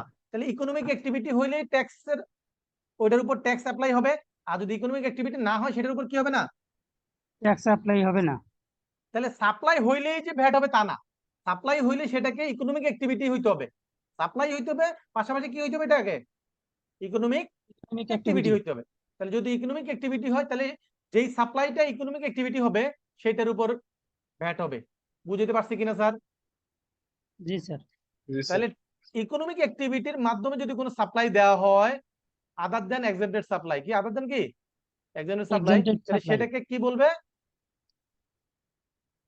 ট্যাক্সেবল সাপ্লাই বলবে। Taxable that supply. মিন্স তাহলে ইকোনমিক অ্যাক্টিভিটির মাধ্যমে যদি কোনো সাপ্লাই দেয় সেটাকে ট্যাক্সেবল সাপ্লাই বলবে, তবে সেক্ষেত্রে কোনটা বাদ দিয়ে? এক্সেম্পটেড। এক্সেম্পটেড সাপ্লাই বাদ দিয়ে। ক্লিয়ার? মনে থাকবে কিনা স্যার? জি স্যার। ওকে, এখন আমাদের শিখতে হবে, দেখেন আগের একটার সাথে একটা লিঙ্ক দেখেন। আমরা বলেছি যে ট্যাক্স হবে সাপ্লাইয়ের উপর, তারপর সাপ্লাই ডেফিনিশন শিখলাম। সাপ্লাই বলতে কি বুঝি সেগুলো শিখলাম, সেখানে আবার গুডস দেখলাম, গুডস এর ডেফিনিশন শিখলাম, প্রত্যেকটা শিখলে এভাবে আস্তে আস্তে আগাচ্ছি। এরপরে বলছে যে ট্যাক্সেবল সাপ্লাই, এটার মধ্যে গিয়ে আবার একটা নতুন শব্দ পাইলাম কি এক্সেমটেড। ইকোনমিক অ্যাক্টিভিটি, কি Economic শব্দ পাইলাম? activities. Economic activity. তো এই ইকোনমিক অ্যাক্টিভিটি যখন পেলাম, এই ইকোনমিক অ্যাক্টিভিটি ডেফিনিশনটা কি আইনে কি এর পরপরই আছে? দেখেন এখানে ইকোনমিক অ্যাক্টিভিটি শব্দটা পাইছি 32 এর ভিতরে। আমার ইকোনমিক অ্যাক্টিভিটি ডেফিনিশন কোথায় দেওয়া আছে? ছয়। ছয়ে। ছয়ে। তাহলে এটা কি আইনে কি সিকোয়েন্সিয়ালি আছে আমার যেভাবে দরকার বোঝার জন্য? না না, স্যার। নাই। আমি আপনি যেটা সরি। আপনাকে করেছি যে ধাপে ধাপে কোনটার পর কোনটা, কোনটার পর কোনটা, ক্লাস 1 এর পর ক্লাস 2, ক্লাস 2 এর পর ক্লাস 3, এভাবে গেলে আপনার শিক্ষাটা ভালো হবে। সেইভাবে আমরা ডেফিনিশন গুলোকে সাজাইছি। তাহলে দেখেন ওই তার আগেরটাতে পেয়েছি ইকোনমিক অ্যাক্টিভিটি। এখন ইকোনমিক অ্যাক্টিভিটি বলতে কি বুঝাবে? বলছে যে ইকোনমিক অ্যাক্টিভিটি বলতে সবকিছুই বুঝাবে এই নিচের এই চারটা বাদ দিয়ে। নিচের কি? 4টা বাদ দিয়ে। তাহলে এখন মনে করেন হাজার জিনিস আছে, সবগুলোকে ইকোনমিক অ্যাক্টিভিটি বলবে, আমাকে এত কিছু মনে রাখার দরকার আছে নাকি? যেই কয়টাকে ইকোনমিক অ্যাক্টিভিটি বুঝাবে না, যে চারটাকে বুঝাবে না, সেই কয়টা মনে রাখলে সহজ? কোনটা চারটা, সহজ? যে চারটা বুঝাবে না ওই যে চারটা চারটা মনে বুঝাবে রাখবে। না ওই চারটা মনে রাখলেই সহজ স্যার। ওকে, তাহলে আমরা এই ইকোনমিক অ্যাক্টিভিটি বলতে বুঝাবে যে রেগুলারলি কন্টিনিউয়াসলি কোনো সাপ্লাই যদি করি, সেটা একটা প্রসেস ফলো করে রেগুলার বিজনেসটা পরিচালনা করে, এরকম। সেটার মধ্যে এখানে বলছে সবকিছুই কভার করবে এক্সেপ্ট কোনটা? এই চারটা। তাহলে এই চারটাকে ইকোনমিক অ্যাক্টিভিটির মধ্যে পড়বে না। তাহলে এই চারটা মনে রাখলে আমার লাইফ সহজ নাকি স্যার? জি স্যার। আচ্ছা, স্যার। এখানে আমরা যে পড়াশোনা করছি, সিএ পাস করবো বা করি বা না করি, বা পার্টলি কোয়ালিফাইড অথবা সিএ পাস করি, করার পর কি করব? চাকরি করব না? জি করবো স্যার। কিনা? জি স্যার। যদি চাকরি করি তাহলে কোম্পানিকে আমি কি করতেছি? আমি যে চাকরি করছি আমি কি করছি? অ্যাজ অ্যান এমপ্লয়ি এমপ্লয়ারকে সার্ভিস দিচ্ছি না স্যার? জি স্যার। তাহলে আমি জি যে স্যার। একজন এমপ্লয়ি হিসেবে যে সার্ভিসটা কোম্পানিকে দিচ্ছি, এখন দেখেন তো আপনার পরিচিত যারা চাকরি করে, সে যদি 50,000 টাকা বেতন পায়, সেটার উপর কি কোম্পানি 15% ভ্যাট দিতে হচ্ছে নাকি ভ্যাট দিতে হয় না? ব্যাট দিতে হয় না। দিতে হবে। কেন দিতে Bad হয় না? দেওয়া লাগে না। এটা একটা সার্ভিস, তারপর দিতে হচ্ছে না। কেন দিতে হচ্ছে না? কারণ এটা ইকোনমিক অ্যাক্টিভিটি না। দেখেন এখানে বলছে যে কোনো এমপ্লয়ি যদি তার এমপ্লয়ারকে কোনো সার্ভিস দেয়, তাহলে সেটা ইকোনমিক অ্যাক্টিভিটি হবে না। যেহেতু ইকোনমিক অ্যাক্টিভিটি হবে না, সেজন্য সেটা কি হবে না? ভ্যাট হবে না। এটার বুঝতে উপর পারছি ব্যাট। কিনা স্যার? জি স্যার। জি স্যার। তাহলে এই যে আমি যা যা বললাম লজিক্যালি, সবগুলো কি একটার সাথে একটা লিংক আছে। লজিক দিয়ে মিলতেছে কিনা, নাকি মুখস্থ বলতেছে যে এটা হবে না, এটা হবে, এটা হবে না, এরকম কিছু? না স্যার, লজিক্যালি। তাহলে এমপ্লয়ি, আমি যে চাকরি করছি, আমার কোম্পানিকে যে আমি সার্ভিস দিচ্ছি, এটা একটা সার্ভিস, এটা আমার একটা সার্ভিস সাপ্লাই দিচ্ছি, তাহলে এটার উপর ভ্যাট হওয়ার কথা। ভ্যাট কেন হচ্ছে না? কারণ এটা ইকোনমিক অ্যাক্টিভিটি না। কোথায় বলা আছে? সেকশন 2 এর 6 এ বলা আছে ইকোনমিক অ্যাক্টিভিটির মধ্যে এটা পড়বে না। একদম ক্লিয়ার স্যার ব্যাপারটা? জি স্যার। ওকে, এখন বলেন এই যে বিভিন্ন কোম্পানিতে কি থাকে? ডিরেক্টর থাকে কিনা? কোম্পানিতে মনে করেন যদি 20 জন বা 30 জন শেয়ার হোল্ডার থাকে, সবাই কি বিজনেসটা পরিচালনা করে না স্পেসিফিক কেউ বিজনেসটা পরিচালনা করে? স্পেসিফিক কয়েকজনে। বোর্ড অফ তো ডিরেক্টরস। যারা স্পেসিফিক যারা এই বিজনেসটা পরিচালনা করে তাদেরকে কি বলে? ডিরেক্টর। বোর্ড অফ ডিরেক্টরস বলে। কি বলে? Board of directors. Board of directors. তাহলে বোর্ড অফ ডিরেক্টর যে 5 জন 7 জন 10 জন 15 জন 40 জন যাই থাকুক না কেন, তারাই কি করবে? পুরো বিজনেসটার সিদ্ধান্ত নিবে, পলিসিগত কাজগুলো তারা করবে, রাইট? জি স্যার। ওকে, তো এখন বলেন তো এই যে ডিরেক্টর আমরা দেখি বিভিন্ন কোম্পানিতে, ডিরেক্টর কত ধরনের দেখি? কারো কোনো আইডিয়া আছে? Managing director, Independent executive director আছে ডিরেক্টর। আর প্রতিষ্ঠানের দুই ধরনের থাকে। কয় ধরনের থাকে ডিরেক্টর? Independent দুই director. ধরনের। দুই ধরনের। ইন্ডিপেন্ডেন্ট তো অন্য জিনিস। মেজর দুই ধরনের থাকে। একটা হচ্ছে কিছু ডিরেক্টর আমাদের ম্যানেজিং এমপ্লয়িদের ডিরেক্টর মতো থাকে। সারা বছর চাকরি করে। এই কথা শুনেন, কিছু ডিরেক্টর আছে যারা আমাদের এমপ্লয়ির মতো সারা বছর কোম্পানিতে সময় দিয়ে কোম্পানিতে কাজ করে, আছে না স্যার? আছে। জি। এরকম একজন ডিরেক্টরের নাম বলেন। Managing director. Managing director. Managing এছাড়া deputy director managing sir. Director থাকতে পারে, CEO এক্সিকিউটিভ ডিরেক্টর থাকতে পারে, রাইট? তাহলে জি যেসব স্যার। ডিরেক্টর কোম্পানিতে একদম অ্যাক্টিভলি সময় দেয় তারা এক ধরনের। আর কিছু ডিরেক্টর আছে যারা বোর্ড মিটিং এ আসে, মিটিং এ জয়েন করে, আর মিটিং এ জয়েন করলে একটা হাদিয়া পায়, রাইট? একটা অনারিয়াম পায়, জি নাকি স্যার? জি। তাহলে কিছু ডিরেক্টর ইন্ডিপেন্ডেন্ট হচ্ছে director. Regular day to day কোম্পানিতে কাজ করছে, অ্যাজ এন এমপ্লয়ির মতো। আর কিছু ডিরেক্টর আছে জাস্ট ওই মাসে একবার একটা মিটিং হয়, সেই মিটিং এ জয়েন করে। তাহলে দুইটা ক্যাটাগরি ডিরেক্টর আছে, তাই না স্যার? জি স্যার। তাহলে যেই ডিরেক্টররা রেগুলার অফিস করে না, রেগুলার কাজ করে না, শুধু বোর্ড মিটিং এ জয়েন করে, তাদের যে সার্ভিসটা এইটা ইকোনমিক অ্যাক্টিভিটি হবে। আর যারা কন্টিনিউয়াস রেগুলার সময় দেয় এমপ্লয়ির মতো, তাদের সার্ভিসটা কি হবে না, ইকোনমিক অ্যাক্টিভিটির মধ্যে হবে না। এমডি স্যালারির উপর কি ভ্যাট দেন স্যার? না। না স্যার। কেন দেন না? কারণ এখানে বলেছে যে এটা ইকোনমিক অ্যাক্টিভিটি হবে না। আর অন্যান্য যে ডিরেক্টররা ওই যে মিটিং এ জয়েন করে, যারা রেগুলার অফিস করে না, তাদেরটা কি হবে, ইকোনমিক অ্যাক্টিভিটি হবে। বুঝতে পারছি কিনা স্যার? জি স্যার। ক্লিয়ার? তাহলে বোর্ড মিটিং এ যারা জয়েন করেন তারা যে 10,000, 15,000, 20,000 টাকা পান প্রতি মিটিং এ, ওই 10,000 টাকার উপর 15% ভ্যাট দিতে হয়।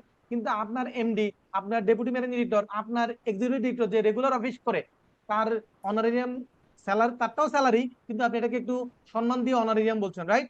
বা রিমুনারেশন বলছেন, তাই তো? তাই তো? জি স্যার। সেগুলা তাহলে একজন এমডির স্যালারি, এমডির যে বেনিফিট, এটা কি আপনার ইকোনমিক অ্যাক্টিভিটি না অ্যাক্টিভিটি নয়? কোনটা? ইকোনমিক অ্যাক্টিভিটি নয় স্যার। নয়। নয়। মনে থাকবে স্যার, এই ইকোনমিক অ্যাক্টিভিটি নয় বলে সেটার উপর ভ্যাট হবে না। ওকে, তাহলে আমরা চারটার মধ্যে দুইটা শিখে গেলাম, আর বাকি রইলো কি, দুইটা। বলছে যে আপনি রিক্রিয়েশনাল ইস্যুস, আপনি হবি, গান করেন, ছবি আঁকেন, ঠিক আছে, এগুলা আপনার হবি। এগুলা যদি নন কমার্শিয়াল বেসিসে করেন, দ্যাট মিন্স কমার্শিয়াল বেসিস হলে কি, টাকার বিনিময়ে করেন, তাহলে হচ্ছে ইকোনমিক অ্যাক্টিভিটি। আর যদি টাকার বিনিময়ে না করেন, তাহলে সেটা কি হবে, ইকোনমিক অ্যাক্টিভিটি হবে না। না। এছাড়া হচ্ছে গভর্নমেন্ট যদি কমার্শিয়াল উদ্দেশ্য ছাড়া কোনো কাজ করে, তাহলে সেটা ইকোনমিক অ্যাক্টিভিটি হবে না। বুঝতে পারছি কিনা স্যার? এই চারটা জিনিস কি মনে রাখা যাবে পরীক্ষা আসলে, যে কোন কোন নিচের কোন কোন জিনিসগুলো ইকোনমিক অ্যাক্টিভিটির মধ্যে পড়বে বা পড়বে না? আনসার করতে পারবো? মুখস্থ করা লাগবে না, মনে থাকবে? স্যার শখে যদি কেউ আর্ট করে, আর সে আর্ট গুলোর মধ্যে যদি পরবর্তীতে কখনো বিক্রি করে, মানে ব্যবসায়িক উদ্দেশ্যে না, এই কেউ শখ আপনার বাড়ি কি নোয়াখালী না বরিশাল না কুমিল্লা? করে, স্যার ঢাকায় স্যার। ঢাকার মানুষ এত জটিল কেন? আমি সিম্পল কথা বলছি, সহজভাবে বুঝেন না ভাই। আমি বলছি যে আপনি আজকে বেচেন আর 10 বছর পরে বেচেন, বা 10 কোটি বছর পরে বিক্রি করেন, একই তো কথা। টাকার বিনিময় যদি করেন তাহলে ইকোনমিক অ্যাক্টিভিটি, টাকার বিনিময় ছাড়া যদি করেন তাহলে সেটা ইকোনমিক অ্যাক্টিভিটি না। তো এটা পেঁচাচ্ছেন কেন sir? Sir thank you sir. যারা পেঁচাবেন তারা পরীক্ষায় খারাপ করবেন, এবং সারা জীবন লতে কঠিন। পেঁচানো চিন্তা করা যাবে না, সহজভাবে চিন্তা করবেন। ঠিক আছে স্যার? জি স্যার। জি স্যার। জি স্যার। ওকে, তারপরে বলেছে যে গুডস। এর আগে দেখছিলাম আমরা গুডস, এখন বলছি গুডস, সাপ্লাই অফ গুডস, এখন বলছি supply of service, supply of immovable property. এগুলো বলতে কি বোঝায়, এগুলো পরীক্ষা আপনাদের আসতে পারে, এগুলো আপনি একটু রিডিং পড়লেই বুঝবেন। গুডস সাপ্লাই বলতে বোঝায় যে আপনি গুডসটা ট্রান্সফার করছেন, রাইটসটা কারো কাছে দিচ্ছেন, সে এটা ব্যবহার করবে, তার কাছে হস্তান্তর করছেন, তার কাছে ভাড়া দিচ্ছেন, লিজ দিচ্ছেন, এরকম যত ধরনের বুঝায় সবকিছু এখানে কভার করবে। এগুলো একটু রিডিং পড়লেই হবে, এখানে জটিলতা কিছু নাই। ওকে, এটা পরীক্ষা আসার মতো আছে। অনেক সময় আসে যে ইলেকট্রনিক্স সার্ভিস বলতে কি বোঝায়। দেখেন, ইলেকট্রনিক্স আর ইলেকট্রিক দুইটা দুই রকম জিনিস।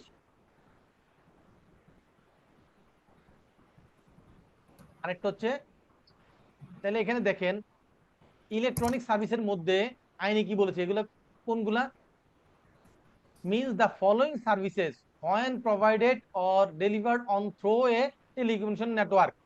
তাহলে আপনার টেলিকমিউনিকেশন নেটওয়ার্ক ব্যবহার করে যদি নিচের সার্ভিসগুলো দেওয়া হয়, তাহলে সেগুলোকে আমরা কি বলবো? Electronic service. এখন পরীক্ষায় যদি আসে, তাহলে মোবাইল, আমরা মোবাইল নেটওয়ার্ক যে সার্ভিস, সেটা কি ইলেকট্রনিক সার্ভিস না টেলিকমিউনিকেশন সার্ভিস? Electronic service. সেগুলো হচ্ছে টেলিকমিউনিকেশন, আর সেগুলো হচ্ছে টেলিকমিউনিকেশন। আর ওই ইন্টারনেট সেবার, ইন্টারনেটের উপর ডিপেন্ড করে আপনি অনলাইনে কি করেন, প্রোডাক্ট বিক্রি করেন, আপনি অনলাইনে ওয়েবসাইট ডেভেলপ করছেন, ওয়েবসাইট হোস্টিং করেন, তাহলে ওই কাজগুলো কি? টেলিকমিউনিকেশন সার্ভিসের উপর ডিপেন্ড করে আপনি যে কাজগুলো করছেন সেগুলোকে আমরা কি বলবো? ইলেকট্রনিক সার্ভিস বলবো। এবং এই ইলেকট্রনিক সার্ভিসের বিভিন্ন ধরনের এক্সাম্পল গুলো এখানে দেওয়া আছে আইনে, সেগুলো একটু এক নজর পড়ে নেবেন পরীক্ষায়, যে নিচের কোনটি ইলেকট্রনিক সার্ভিস, কোনটি টেলিকমিউনিকেশন সার্ভিস, এগুলো পরীক্ষা আসতে পারে, এগুলো আপনারা একটু রিডিং করবেন, ঠিক আছে স্যার? জি স্যার। ওকে, এখন বলছে যে টাইম অফ সাপ্লাই, এর আগে ছিল সাপ্লাই, তারপর আসে সাপ্লাই অফ কি গুডস, এখন বলছে টাইম অফ সাপ্লাই। তাহলে কখন সাপ্লাই করেছে ধরে নেওয়া হবে, তাহলে গুডসটা যদি আপনি আরেকজনের কাছে কি হস্তান্তর করেন, রাইট, অথবা তাকে যদি আপনার কি করেন এটা, যেমন আমরা সফটওয়্যার যখন কাউকে অ্যাক্সেস দেই তখন কি তার সফটওয়্যার হাতে করে নিয়ে দিয়ে আসি, নাকি সফটওয়্যারে একটা পাসওয়ার্ড দেই, একটা ইউজার কন্ট্রোল দেই? ইউজার কন্ট্রোল দেওয়া হয়। ইউজার কন্ট্রোল দেয়। তাহলে এখানে তাকে কি করছি আমি, এটা ইউজ করার জন্য তাকে একটা অ্যাসাইন করছি পাসওয়ার্ড, রাইট? হয় তাকে জি এটা স্যার। আমি ট্রান্সফার করছি, অথবা তাকে এটা কোনো অ্যাক্সেস দিচ্ছে এটা ইউজ করার জন্য অ্যাসাইন করছি, অথবা কি তাকে কোনো কিছু তৈরি, যেমন প্রপার্টি হলে কি হয়, তাই সে আমাকে কাজ দিয়েছে একটা প্রপার্টি বিল্ডিং তৈরি করতে, তাহলে আমি বিল্ডিংটা তৈরি করে দিলাম, তাহলে এটা বিল্ডিংটা তৈরি করে যখন তাকে দিব তাহলে সেটাকে টাইম অফ সাপ্লাই, রাইট? জি স্যার। আর আর যদি কি হয়, আমার একটা বিল্ডিং তৈরি করা ছিল, আমি এটা বিক্রি করেছি, তাহলে তাকে যখন আমি ওনারশিপ ট্রান্সফার করে দিব, রাইট? অথবা আমি যদি ভাড়া দেই তাহলে তাকে এটা অ্যাসাইন করলাম ব্যবহার করার জন্য, রাইট স্যার? এইভাবে টাইম অফ সাপ্লাই। জি,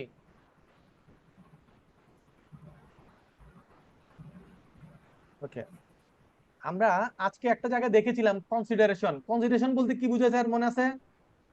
জি স্যার, পণ, এটা হচ্ছে ভ্যাট সহ মূল্য, পণ্যের মূল্য। তার মানে হচ্ছে এটার মধ্যে টোটাল প্রোডাক্টের দাম, প্রফিট, তারপর হচ্ছে কি যত ট্যাক্স আছে সব সহ মূল্য, রাইট? জি স্যার। এই যে এখানে বলেছে যে means money paid or payable whether against supply for the fair market price, দেন এটার মধ্যে কি কি ইনক্লুড হবে, এটা যে কোনো ট্যাক্স সহ ইনক্লুড হবে, ঠিক আছে, এই জিনিসগুলা। তবে একটা জিনিস বাদে, কি জিনিস বাদে, এই যে দেখেন নিচে কালার করা আছে, কি বলা আছে বলুন তো, এটা কালার করা যেটা ডিসকাউন্ট। ডিসকাউন্ট, ডিসকাউন্ট কনসিডারেশনের মধ্যে আসবে না। এখন মনে করেন এটা একটু বোঝানোর জন্য একটা এক্সাম্পল দিতে হয়। একটা প্রোডাক্টের দাম, নরমাল দাম যদি 1000 টাকা হয়, কত টাকা হয়? কোনো একটা প্রোডাক্টের ভ্যালু অফ সাপ্লাই যদি 100 টাকা 1000 টাকা হয়, 15% ভ্যাট হয়, তাহলে 1000 টাকার উপর 15% ভ্যাট হলে কত টাকা ভ্যাট আসবে স্যার? 150 টাকা। তাহলে ভ্যাট সহ মূল্য কত টাকা হবে? ভ্যাট সহ মূল্য হলো 1000 টাকা। ঘোড়ার ডিম, 1000 প্লাস 1150 টাকা। 1150 টাকা। 1150 টাকা হবে। আপনার পরীক্ষা ফেল করা নিশ্চিত, তাই না? তাহলে 1000 টাকা ভ্যালু অফ সাপ্লাই, তার সাথে ভ্যাট যোগ করলাম 150, টোটাল দাঁড়ালো 1150। এটা হচ্ছে কনসিডারেশন। এটা কি কনসিডারেশন। কনসিডারেশন? এটা হলো নরমাল কথা। এখন বলছে যে না, কোম্পানি নতুন একটা পলিসি নিয়েছে, এই 1 মাস তারা ডিসকাউন্টে বিক্রি করবে। কি করবে? ডিসকাউন্টে বিক্রি করবে। সে 10% ডিসকাউন্ট দিবে। কত পার্সেন্ট ডিসকাউন্ট দিবে? 10%। তাহলে এই ক্ষেত্রে আমার এখন ভ্যালু অফ সাপ্লাই কত হবে, আমার ভ্যাট কত হবে, আমার কি কনসিডারেশন কত হবে? কোশ্চেন আসে না স্যার? জি স্যার। এইটার ক্ষেত্রে মনে রাখতে হবে, এটার ক্ষেত্রে ভ্যালু অফ সাপ্লাই হবে ওই 1000 টাকা থেকে আগে ডিসকাউন্ট বাদ দিব। 1000 টাকা থেকে 10% ডিসকাউন্ট বাদ দিলে কত টাকা আসবে স্যার? 900। এই 900 টাকাই হচ্ছে এখন ভ্যালু অফ সাপ্লাই। 900 টাকা এখন কি ভ্যালু অফ সাপ্লাই। এই 900 টাকার উপর এখন আমি 15% ভ্যাট ধরবো, 135 টাকা। তাহলে আমার কনসিডারেশন কত হবে স্যার এখন? 1035 টাকা। 1035। তাহলে বুঝতে পারছি স্যার, যদি ডিসকাউন্ট থাকে তাহলে সেইভাবে সেটা কিভাবে ক্যালকুলেশন জি হবে? স্যার। নরমাল প্রাইস থেকে আগে ডিসকাউন্টটা, নরমাল ভ্যালু অফ সাপ্লাই থেকে, নরমাল ভ্যালু অফ সাপ্লাই থেকে আগে ডিসকাউন্টটা বাদ দিব, তাহলে বর্তমান ভ্যালু অফ সাপ্লাইটা পাবো, তার সাথে গিয়ে পরে গিয়ে আমি ভ্যাটটা যোগ করব। ক্লিয়ার? বুঝতে পারছি স্যার? দেন জি আমি স্যার। কনসিডারেশন পাবো। সবার মাথায় ঢুকছে? তাহলে এই ডিসকাউন্ট কি ভ্যাট ক্যালকুলেশনের মধ্যে আসে? No. না। নো, না স্যার। রাইট। তাহলে আমাদেরকে কি করতে হবে? প্রথমে ভ্যালু অফ সাপ্লাই থেকে কি বাদ দিয়ে দিতে হবে? ডিসকাউন্টটা বাদ দিতে হবে। তাহলে আমি ডিসকাউন্টেড ভ্যালু অফ সাপ্লাই পাবো, তখন সেটার উপর গিয়ে ভ্যাট অ্যাপ্লাই করব, তাহলে ওই দুইটা যোগ করলে তখন আমি কি পাবো? 1035 টাকা পাবো। কি কনসিডারেশন? কনসিডারেশন। বুঝতে পারছি না পারি নাই স্যার? পারছি স্যার। ওকে, পরীক্ষা যদি আসে যে কনসিডারেশন ইনক্লুডস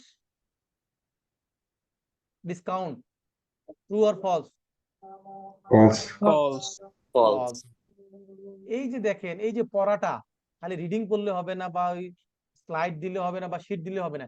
এইটা লজিক্যালি যদি বোঝেন, এই ভ্যাট পার্ট আমি এটা বলতে পারবো গ্যারান্টি দিয়ে যে ভ্যাটের আমার এই 12টা ক্লাস যদি কেউ কি করে মনোযোগ দিয়ে শুনে বোঝে, পরীক্ষায় তার ভ্যাটের জন্য প্রিপারেশনের কোনো আলাদা প্রয়োজন হবে, পরীক্ষায় সে এমনিই আনসার করতে পারবে, ফুল আনসার করতে পারবে, এটা আমি গ্যারান্টি দিতে পারবো যদি বুঝে সে আমার ক্লাসটা।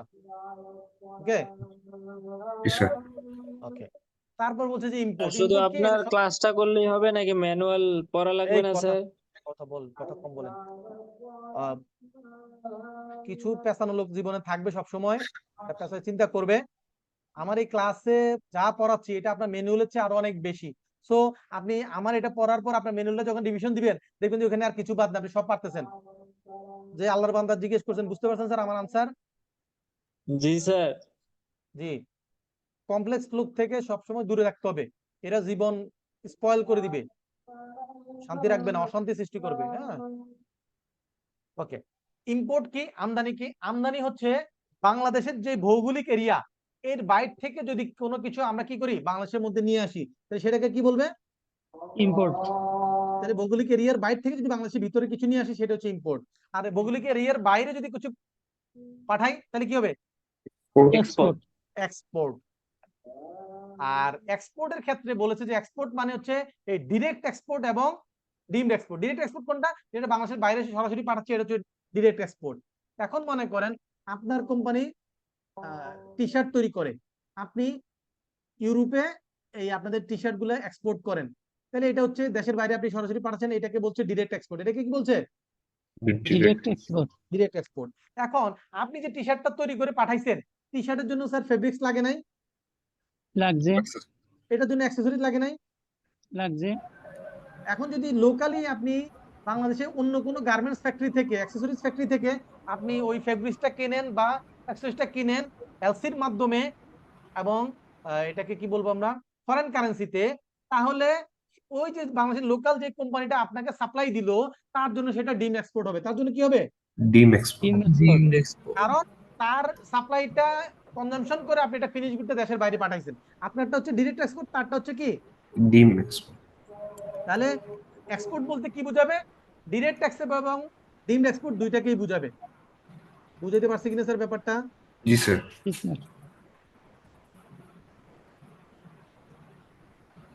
এই যে দেখেন ডিমড এক্সপোর্ট বলতে কি বোঝায়, এখানে বলছে প্রেসক্রাইব ফরম্যাটে আপনি ফরেন কারেন্সি থেকে আপনার কি করতে হবে, সাপ্লাইটা নিতে হবে, এটা একটা এসসির মাধ্যমে হইতে হবে। এবং এইটা যদি আবার এমন হয় যে না আপনি এক্সপোর্টের জন্য দেন নাই, এটা হয়তো লোকালি কোনো বাংলাদেশের কোনো ইন্টারন্যাশনাল টেন্ডারে গেছে, যেমন পদ্মা ব্রিজ।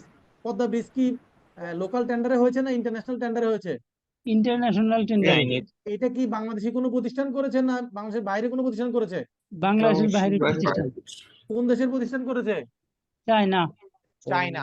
এই যে চায়না যে গভর্নমেন্টের ইন্টারন্যাশনাল টেন্ডারের এগেইনস্টে কাজটা পেয়েছে, সব গুডস এবং সার্ভিস কি চায়না বাংলাদেশের বাইরে থেকে আনছে না লোকালিও নিছে? লোকালি। যেমন এখানে সিমেন্ট লাগছে, রড লাগছে, লোকালিও এগুলো নিছে স্যার। বাংলাদেশের রড ফ্যাক্টরি, সিমেন্ট ফ্যাক্টরি গুলো সাপ্লাই দেয় নাই? দিছে। জি স্যার। এই যে বাংলাদেশের সিমেন্ট ফ্যাক্টরি গুলো এলসির মাধ্যমে যে ওই অথবা কন্ট্রাক্টের এগেইনস্টে যে ইন্টারন্যাশনাল টেন্ডারের এগেইনস্টে যে সে কি করলো, সাপ্লাই দিল ফরেন কারেন্সিতে, তাহলে এই বাংলাদেশের লোকাল কোম্পানিগুলো সাপ্লাই দিল, তারটা কি হিসেবে কনসিডার হবে? ডিম এক্সপোর্ট। বুঝতে পারছি না পারি নাই? পারছি স্যার। পারছি।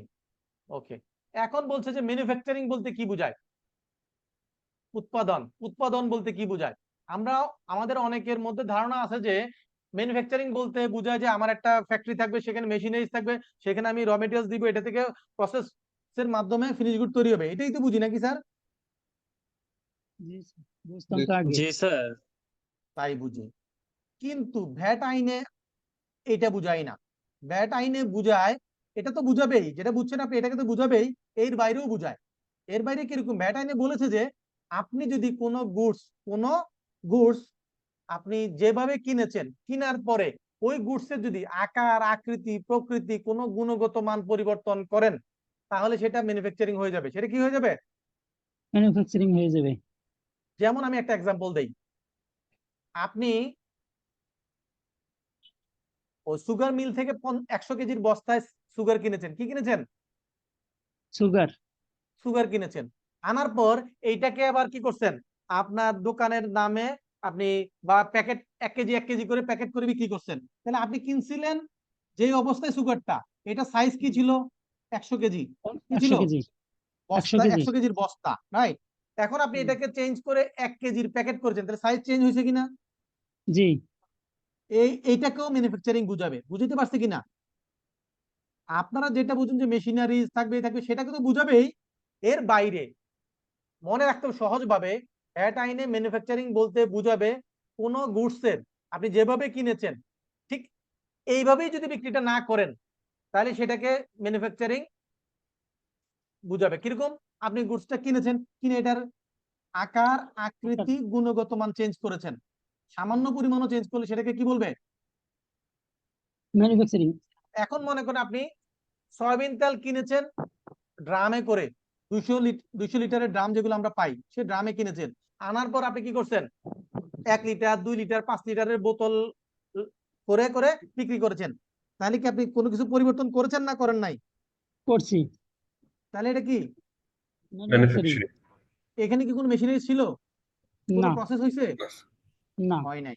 তাহলে মাথায় রাখতে হবে ম্যানুফ্যাকচারিং মিন্স যে যেই অবস্থায় আপনি কিনেছেন সেইটার আকার, আকৃতি, প্রকৃতি, গুণগত মান কোন রকম যদি পরিবর্তন করেন, তাহলে সেটাকে ম্যানুফ্যাকচারিং বলবে। মাথায় একদম ঢুকেছে স্যার? জি স্যার ওকে।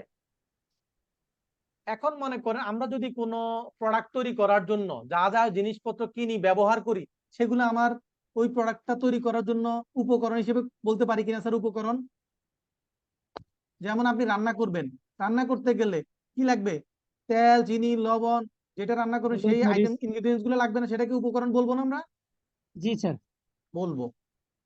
এখন ভ্যাট আইনে এই উপকরণটাকে কিছু কিছু জিনিসে, যতগুলো আপনি ব্যবহার করে প্রোডাক্টটা তৈরি করছেন, তার মধ্যে কিছু কিছু জিনিসকে তারা উপকরণ হিসেবে কি করে না, কনসিডার করে না। তাহলে তারা বলছে যে উপকরণ বলতে, ইনপুট বলতে বুঝাবে raw materials, laboratory reagent, laboratory equipment, laboratory accessories, তারপরে ফুয়েল, প্যাকিং ম্যাটেরিয়ালস, সার্ভিস এবং ওই ছোটখাটো মেশিনারিজ বা স্পেয়ার পার্টস যেটা আমাদের ইউজ হয় সেগুলা, এগুলো কি বুঝাবে? এগুলো হচ্ছে ইনপুট। তাহলে কোনগুলোকে বুঝাবে না? সহজ কথা হলো নিচের এই যে লাল কালার করা, এগুলোকে বুঝাবে না। লাল কালার করা এগুলোকে বুঝাবে না। এই দেখেন হলুদ লাল কালার করা যেটা করেছি, এই যে 6টা, এই 6টা জিনিসকে কি বুঝাবে না? এগুলাকে ইনপুট হিসেবে তারা কনসিডার করবে না। কেন করবে না? কারণ তারা এটার উপর আমাকে রিবেট দিবে না। তাহলে ইনপুট হিসেবে যদি কনসিডার করে, তাহলে এটার উপর যে ট্যাক্স দিয়ে আসছি সেই ট্যাক্সটা আমি রিবেট নিতে পারবো, অ্যাডজাস্টমেন্ট নিতে পারবো। এটাই তো শিখছিলাম আজকে, নাকি স্যার? জি স্যার এখন বলছে যে কি কি, লেবার, আপনি যে ওয়াজেস দেন, লেবারের পেমেন্ট দেন, সেইটা ইনপুট হিসেবে কনসিডার হবে না। আপনি জমি কিনেছেন, ইনপুট হিসেবে কনসিডার হবে না। স্ট্রাকচার করেছেন, বিল্ডিং করেছেন, অফিস ইকুইপমেন্ট কিনছেন, ফার্নিচার কিনছেন, তার মানে হচ্ছে যত ধরনের ক্যাপিটাল এক্সপেন্ডিচার, সেগুলো কি হবে না? উপকরণ হিসেবে বিবেচিত হবে না তার মানে যেগুলো আপনার অ্যাসেট হিসেবে, ফিক্সড অ্যাসেট হিসেবে আপনি কি হচ্ছে, তৈরি হচ্ছে, এডিশন হচ্ছে, সেগুলা উপর ভ্যাট রিবেট পাবো। তার মানে এগুলো আমার কি হিসেবে কনসিডার হবে না, ইনপুট হিসেবে কনসিডার হবে না। তার বলছে যে পারচেজ অফ কি, ফার্নিচার, অফিস সাপ্লাই, স্টেশনারি, তারপরে ফ্রিজ কিনছেন, ফ্রিজার কিনছেন, এয়ার কন্ডিশনার কিনছেন, ফ্যান, লাইট, ইকুইপমেন্ট, এগুলা ইনপুট হিসেবে কনসিডার হবে না। আপনার অফিসের ডেকোরেশন করছেন, ইন্টেরিয়র ডিজাইন করছেন, ড্রয়িং করছেন, আর্কিটেকচারাল প্ল্যান করছেন, এগুলো হবে না। রেন্ট, আপনার অফিসের, আপনার এই যে গাড়ির ভাড়া বা লিজ, সেইটা ইনপুট হিসেবে কনসিডার হবে না। Travelling expense, entertainment expense, staff welfare, development work, other goods and service যেগুলা এমপ্লয়িরা দেয়, সেগুলা আপনার কি হবে না, এটা ইনপুট হিসেবে কনসিডার হবে না। আপনার শোরুমের ভাড়া, অফিসের ভাড়া, এগুলো কি ইনপুট হিসেবে কনসিডার হবে না। ওকে। তাহলে এই যে 6টা ক্যাটাগরি আমরা দেখলাম, এই ধরনের খরচ যা আছে, একটা এগুলোর এগেইনস্টে যত টাকা ভ্যাট দিয়ে আসবো, সেই ভ্যাটটা আমরা রিবেট নিতে পারবো না। কেন পারবো না? কারণ এগুলো ইনপুট হিসেবে কনসিডার হচ্ছে না। যদি ইনপুট হিসেবে কনসিডার হতো, তাহলে এটার উপর যে ভ্যাটটা দিয়ে আসতাম সেটাকে আমরা ইনপুট ট্যাক্স বলতাম, তাহলে ইনপুট ট্যাক্সটা বেনিফিট নিতে পারতাম। তাহলে এই 6টা জিনিস মনে রাখতে হবে, যেগুলো ইনপুট হিসেবে কি হবে না, কনসিডার হবে না। আর আরেকটা জিনিস আজকে বলে রাখি, আমরা যে ট্যাক্সের ডেফিনিশন শিখছিলাম, সেখানে ওইটার মধ্যে 3টে জিনিস দেখছিলাম। কি কি বলেন তো? ভ্যাট, টার্নওভার ট্যাক্স ভ্যাট, আর টার্নওভার ট্যাক্স আর এসডি। SD supplementary duty. সেখানে কি অ্যাডভান্স ট্যাক্স দেখেছিলাম স্যার? না। না কিন্তু না ভ্যাট স্যার। আইনে অ্যাডভান্স স্যার। ট্যাক্সের কথা বলা আছে, কিন্তু অ্যাডভান্স ট্যাক্স আসলে ট্যাক্সের ডেফিনিশনে পড়ে না, কারণ গভর্নমেন্ট অ্যাডভান্স ট্যাক্সটা কোনো ট্যাক্স হিসেবে কনসিডার করে না। অ্যাডভান্স ট্যাক্স কোনো ধরনের ট্যাক্স না, কারণ এই ট্যাক্সটা আপনি কমপ্লায়েন্স করলে আপনাকে এই ট্যাক্সটা কি করবে, অ্যাডজাস্টমেন্ট নেওয়ার সুযোগ দিবে। এই জন্য এটা কোনো ধরনের ট্যাক্স না। বুঝতে পারছি কিনা স্যার? Yes sir. ওকে, তো আমাদের যেই অ্যালোটেড টাইম তো অলরেডি চলে গেছে, রাইট?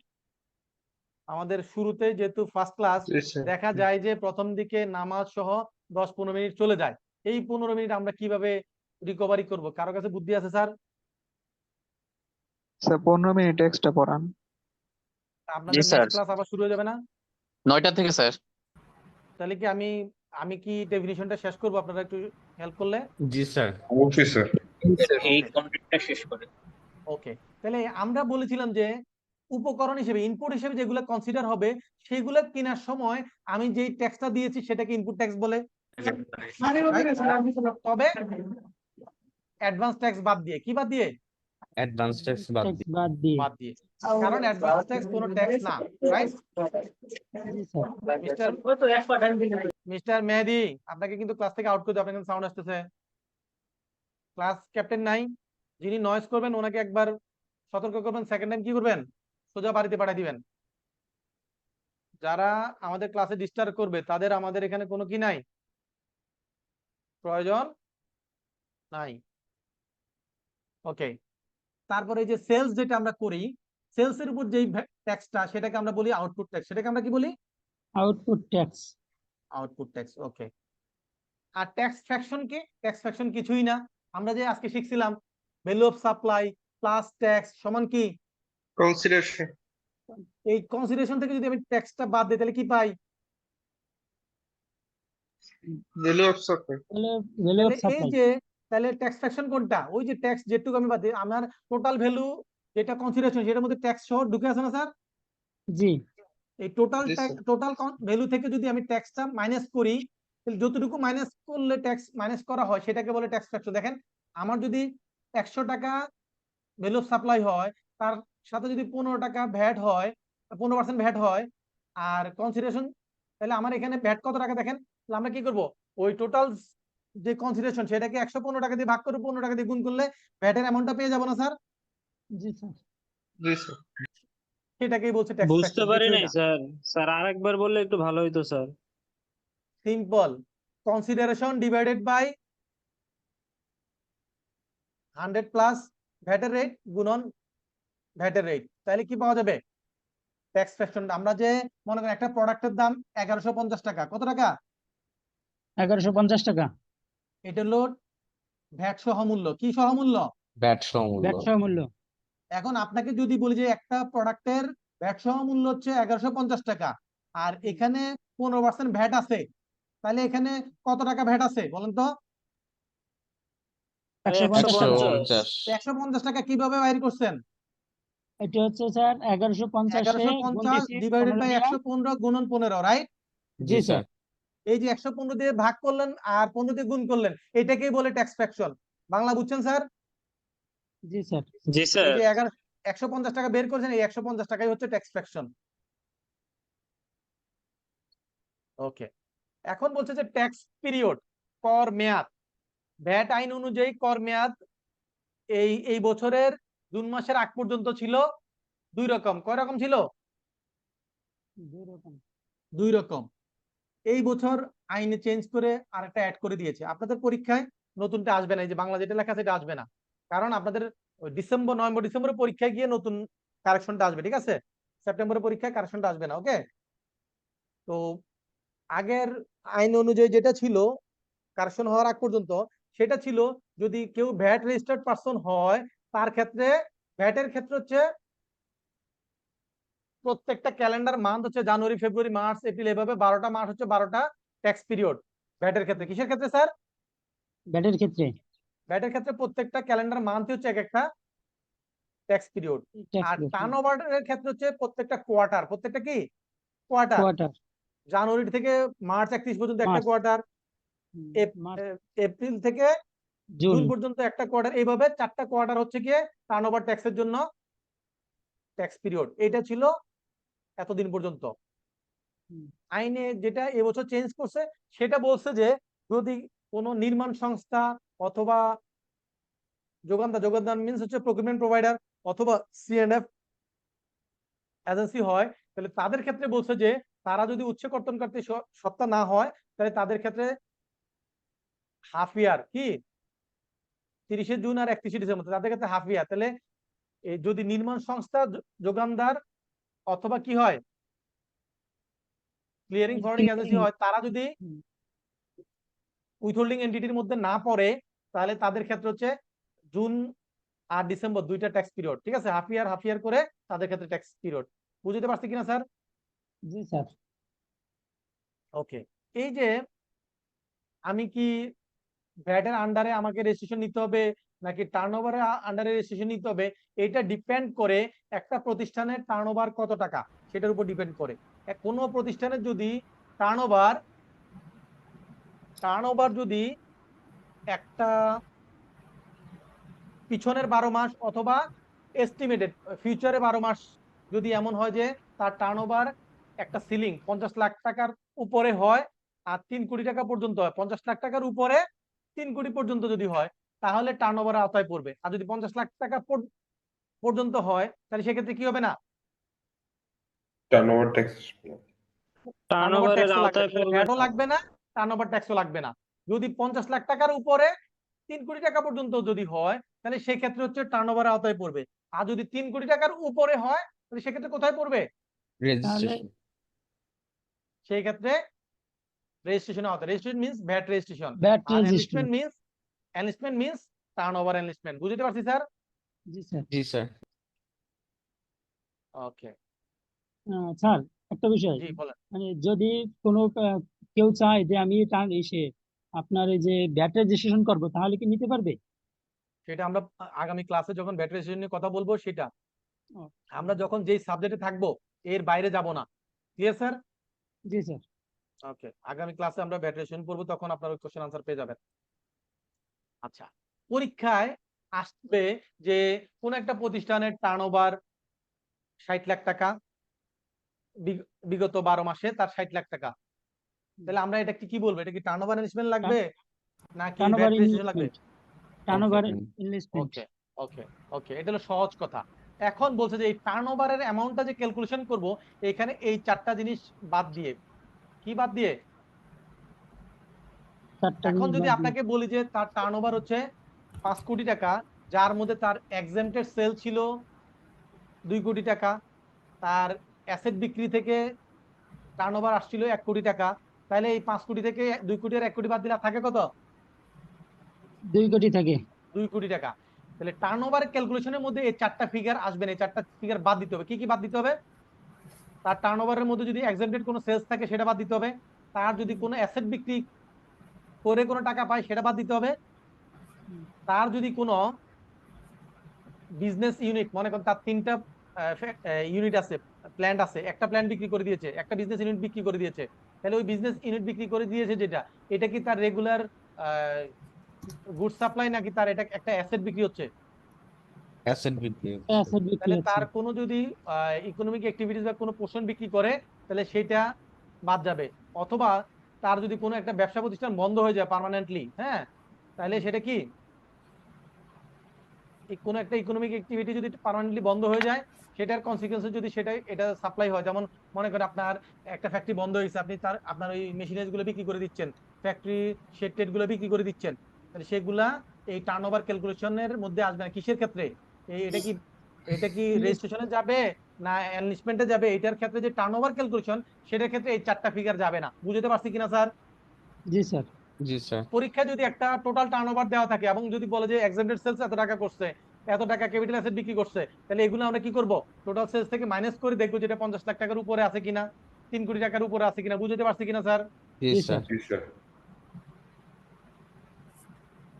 অ্যাডজাস্টমেন্ট, আমরা যারা কমার্স থেকে আসছি, আমরা ক্লাস 9 10 থেকে পড়ে আসছি সমন্বয় সমন্বয় সমন্বয় সমন্বয় অ্যাডজাস্টমেন্ট, পড়ছি না স্যার? জি জি স্যার। স্যার। এখন বলেন তো আপনি যখন একটা কাজ করেন, কাজটা যদি সঠিক হয় সেখানে কি কোনো সমন্বয় করা লাগে? না স্যার। না তাহলে না, কখন সমন্বয় করা লাগে? তাহলে যেই কাজটা, যে ঘটনাটা ঘটছিল সেই ট্রানজেকশনের মধ্যে যদি কোনো পরিবর্তন করতে হয় তাইলেই তো অ্যাডজাস্টমেন্ট লাগবে। একটা এক্সাম্পল যদি দেই, এরকম আপনি বিক্রি করছিলেন, বিক্রি করার পর সেখান থেকে 10% সাপ্লাই ফেরত। ফেরত আসছে, বিক্রয় ফেরত, তাহলে কি হবে? অ্যাডজাস্টমেন্ট হবে না স্যার? আপনার জি সেলসটা স্যার। কি আগের মতো থাকবে না কমে যাবে? কমে কমে যাবে। কমে যাবে। যাবে। কমে যাবে স্যার। তাহলে যেই ঘটনার কারণে ইনিশিয়াল যেই ঘটনাটা ছিল সেই ঘটনাটার মধ্যে কোনো পরিবর্তন আসে, বেড়ে যায় বা কমে যায়, তাহলে সেটাকে আমরা কি বলবো? অ্যাডজাস্টমেন্ট ইভেন্ট বলবো, রাইট? জি জি স্যার। স্যার। জি আর স্যার। এই অ্যাডজাস্টমেন্ট ইভেন্টের কারণে যদি ভ্যাট লাইবিলিটি বেড়ে যায়, ভ্যাটের লাইবিলিটি বাড়ে তাহলে ইনক্রিজিং অ্যাডজাস্টমেন্ট, যদি ভ্যাটের লাইবিলিটি কমে তাহলে কি বলবো? Decreasing decreasing adjustment. অ্যাডজাস্টমেন্ট। এখন মনে করেন আমি সেলস করেছিলাম 10 লাখ টাকা, এটার উপর 15% ভ্যাট হলে কত টাকা ভ্যাট হবে? 10 লাখ টাকার উপরে 15%। 1,50,000। 1,50,000। 1,50,000 টাকা। এখন যদি ওই 10 লাখ টাকা থেকে 2 লাখ টাকা সেলস ফেরত আসে, তাহলে আমার আসলে আমার অ্যাকচুয়াল সেলস কত? 10 লাখ না 8 লাখ? 8 লাখ। লাখ। অ্যাকচুয়াল 8 8 লাখ। লাখ। 8 লাখ। তাহলে কি আমি 10 লাখ যেটা সেলস করছিলাম সেটা তো জানুয়ারি মাসে এন্ট্রি দিছি, ফেব্রুয়ারি মাসে যখন ফেরত আসছে আমি কি পিছনে গিয়ে ভাউচারটা ক্যান্সেল করব? মানে এটা কি বলবো, এটা কি এডিট করব নাকি Adjustment এখন করবো। একটা অ্যাডজাস্টমেন্ট এন্ট্রি দিব? অ্যাডজাস্টমেন্ট। Adjustment এন্ট্রি দিব। কি দিব? Sales return. কি দিব? Sales Sales return. return। এটাকে বলে আমরা ক্রেডিট নোট। কি বলি? Credit Credit note. note। Sir. Note. তাহলে এই সেলস রিটার্ন হইলে তাহলে আমার সেলস এর ফিগারটা কমবে, রাইট স্যার? কত কমবে? 2 লাখ। 2 লাখ। তো সেলস এর ফিগার যদি কমে, এতে কি আমার ভ্যাট এর ফিগার কমবে না বাড়বে? কমবে। কমবে স্যার। কমবে। কত কমবে টাকা স্যার। কমবে? 30,000। 30,000। 30,000। 30,000। তাহলে এই যে 30,000 টাকা কমলো, এটাও আমি কি ইনক্রিজিং অ্যাডজাস্টমেন্ট করব না ডিক্রিজিং অ্যাডজাস্টমেন্ট করব? Decreasing Decreasing adjustment. জি স্যার। তাহলে অ্যাডজাস্টমেন্ট কি, ইনক্রিজিং অ্যাডজাস্টমেন্ট কি, ডিক্রিজিং অ্যাডজাস্টমেন্ট কি, বুঝতে পারছি স্যার? জি স্যার। জি স্যার। জি স্যার। যদি কোনো ঘটনার কারণে আমাদের ইনিশিয়াল যে ঘটনাটা ছিল সেটার মধ্যে কোনো কারেকশন আনা লাগে, তাহলে সেটাকে আমরা বলবো অ্যাডজাস্টমেন্ট ইভেন্ট, রাইট? আর জি যদি স্যার। সেই অ্যাডজাস্টমেন্টের কারণে যদি ভ্যাটের লাইবিলিটি বাড়ে তাহলে ইনক্রিজিং অ্যাডজাস্টমেন্ট, যদি ভ্যাটের লাইবিলিটি কমে তাহলে কি করব? Decreasing decreasing decreasing adjustment. আর এখানে কিছু এক্সাম্পল দেওয়া আছে ইনক্রিজিং অ্যাডজাস্টমেন্টের আর ডিক্রিজিং অ্যাডজাস্টমেন্ট, আপনারা পড়বেন, আগামী ক্লাসে আমাকে যেটা না বুঝবেন সেটা জিজ্ঞেস করবেন। Okay sir? জি জি স্যার। স্যার। জি স্যার। ওকে। এরপর হচ্ছে সেকেন্ড হ্যান্ড গুডস। আমরা সেকেন্ড হ্যান্ড গুডস বলতে কি বুঝি স্যার? আমি আজকে একটা মোবাইল কিনছি, কিনে 2 দিন পরে আরেকজনের কাছে বিক্রি করছি, তাহলে এটা Used। কি? এটা হচ্ছে ইউজ হোক বা না হোক, হাত একবার আমি কিনলাম, আমার কাছ থেকে আমি কেনার পরে আবার যখন হাত বদল করলাম, তাহলে এটা হলো সেকেন্ড হ্যান্ড গুডস। তাহলে এটা কি? ব্যবহার hand করি goods। বা না করি, ব্যবহার করি বা না করি। না করি, তাহলে এটা সেকেন্ড হ্যান্ড গুডস। তাহলে দ্বিতীয়বার বিক্রি করতে গেলে সেটা সেকেন্ড হ্যান্ড গুডস, রাইট? জি স্যার। ওকে। এখন আইনে বলছে, এটা তো নরমাল কথা, আইনে বলছে যে কিছু কিছু জিনিস আছে এইটা যদি 1000 বারও বিক্রি করে এটা সেকেন্ড হ্যান্ড কখনোই হবে না। ব্যাট আইনে কিছু গুডস আছে যেগুলো 1000 বার বিক্রি করলেও কি হবে না? সেকেন্ড হ্যান্ড হবে না। কি কি? এই যে লাল কালার করা একদম নিচে দেখেন, গোল্ড, স্বর্ণ, Silver। গোল্ড। হ্যাঁ। স্বর্ণ, রূপা, তারপর কি প্লাটিনাম, আপনার ডায়মন্ড, রুবি, ইমারেল্ড, সাফায়ার, এরকম দামি দামি মেটাল বা পাথর, এগুলা যত 1000 বারে বিক্রি করেন না কেন এগুলাকে কখনোই সেকেন্ড হ্যান্ড হিসেবে কি করা যাবে না? কাউন্ট করে Read দেবে। করা যাবে না। এখন যদি পরীক্ষা আসে নিচের কোনটা সেকেন্ড হ্যান্ড গুডস হিসেবে ট্রিট হবে না, গোল্ড লিখলো, ডায়মন্ড লিখলো, সিলভার লিখলো, তারপরে সাথে মনে করো অন্য একটা মোবাইল আইফোন দিল, আনসার কোনটা হবে না? A B C D হবে আইফোন স্যার। Sir, iPhone. বুঝতে পেরেছেন? জি জি স্যার। স্যার। জি sir. Withholding entity. Withholding entity হচ্ছে তারা যাদেরকে বলা হয়েছে যে তাদের দায়িত্ব হচ্ছে তারা যদি কোনো কারো কাছ থেকে সাপ্লাই নেয় সেইটার এগেইনস্টে পেমেন্ট করার সময় সাপ্লায়ারকে কাস্টমার হিসেবে পেমেন্ট করার সময় তার কাছ থেকে কি কেটে রাখবে? TDS। ট্যাক্স কেটে রাখবে। Add BDS। সোর্সে ভ্যাট কেটে রাখবে। অ্যাড সোর্সে হুম। আমরা তো VAT কেটে ট্যাক্সের আইন পড়ছি না, আমরা পড়ছি ভ্যাটের আইন স্যার। তাহলে টিডিএস বলবো না BDS। বিডিএস বলবো? BDS sir. BDS। BDS। BDS. তাহলে উচ্ছে আমি ভ্যাটটা কেটে রাখবো, তাহলে এটা এই দায়িত্ব যাদেরকে দেওয়া হয়েছে তাদেরকে কি বলছে? Withholding entity। Withholding entity. এই উইথহোল্ডিং এন্টিটির মধ্যে কারা কারা পড়বে? গভর্নমেন্টের সকল প্রতিষ্ঠান, হুম। গভর্নমেন্টের যে কোনো প্রতিষ্ঠান কোনো সাপ্লাই যার কাছ থেকে নেক না কেন পেমেন্ট করার সময় তার কাছ থেকে 100 ভ্যাট কাটতে হবে।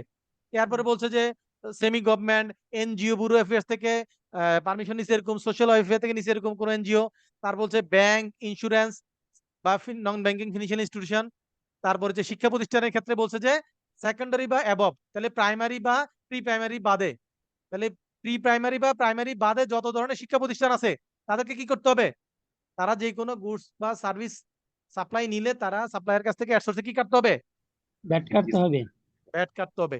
যে কোনো কোম্পানি হইলে তারা উইথহোল্ডিং এন্টিটি, ঠিক আছে।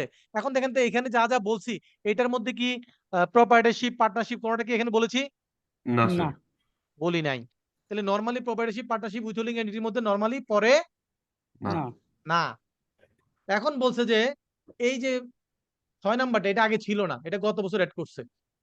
আগে ছিল 5 পর্যন্ত, গত বছর এটা অ্যাড করে বলছে যে যদি এই উপরে যারা যারা আছে এর বাইরে পৃথিবীর অন্য যারা আছে তারা, তাদের যদি টার্নওভার 10 কোটি টাকার উপর হয়, মনে করেন আপনার একটা প্রপার্টিশিপ ফার্ম, আপনার যদি 12 কোটি টাকা টার্নওভার হয় তাহলে আপনি কি উইথহোল্ডিং এন্টিটি। আপনি একটা পার্টনারশিপ ফার্ম, আপনার যদি 8 কোটি টাকা হয় তাহলে কি আপনি উইথহোল্ডিং এন্টিটি? না, না। আপনি যদি 15 কোটি টাকা হয় টার্নওভার, আপনি উইথহোল্ডিং এন্টিটি। তাহলে হ্যাঁ, বুঝতে পারছি? তাহলে যারা উইথহোল্ডিং এন্টিটি তাদের দায়িত্ব হচ্ছে অ্যাডসোর্সে ভ্যাট কেটে রাখা, রাইট? জি স্যার। ওকে।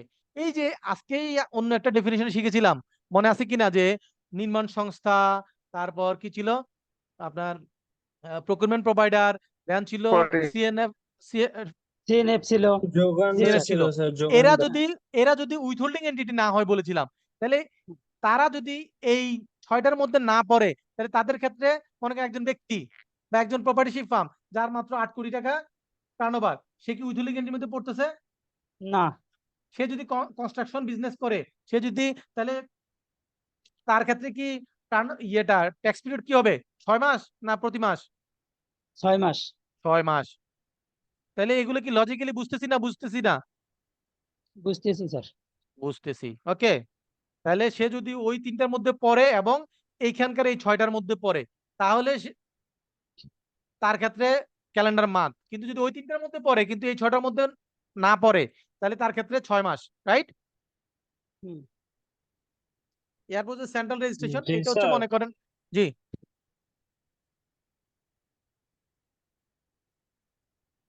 বলছি জি স্যার, বলছিলাম স্যার, কিছু বলি নাই স্যার। ওকে। এখন সেন্ট্রাল রেজিস্ট্রেশন কাদের ক্ষেত্রে মনে করেন? আসলে তারা কি আপনার বলতে একটা, চাইছে? এই যে বাংলাদেশে ওয়ালটন আছে না স্যার, ওয়ালটনের নাম শুনছেন? জি জি স্যার। স্যার। তাদের অনেকগুলো শোরুম আছে না? জি জি স্যার। স্যার। তাহলে তার যদি সারা দেশে 50টা শোরুম থাকে, তাহলে প্রত্যেকটা শোরুমের জন্য যদি একটা একটা করে ব্যাটার রেজিস্ট্রেশন নেয় আর এটার জন্য 50টা রিটার্ন সাবমিট করতে হয়, তার লাইফ কি তেজপাতা হবে না কি হবে? পুরো তেজপাতা হবে স্যার। তো সেন্ট্রাল রেজিস্ট্রেশনের ক্ষেত্রে বলছে যদি কোনো প্রতিষ্ঠান কি করে সিমিলার গুডস অথবা কি আইডেন্টিক্যাল গুডস সাপ্লাই করে, তাহলে তারা সেন্ট্রালি যদি বুকস অফ অ্যাকাউন্টস মেনটেন করে, তারা কি করে?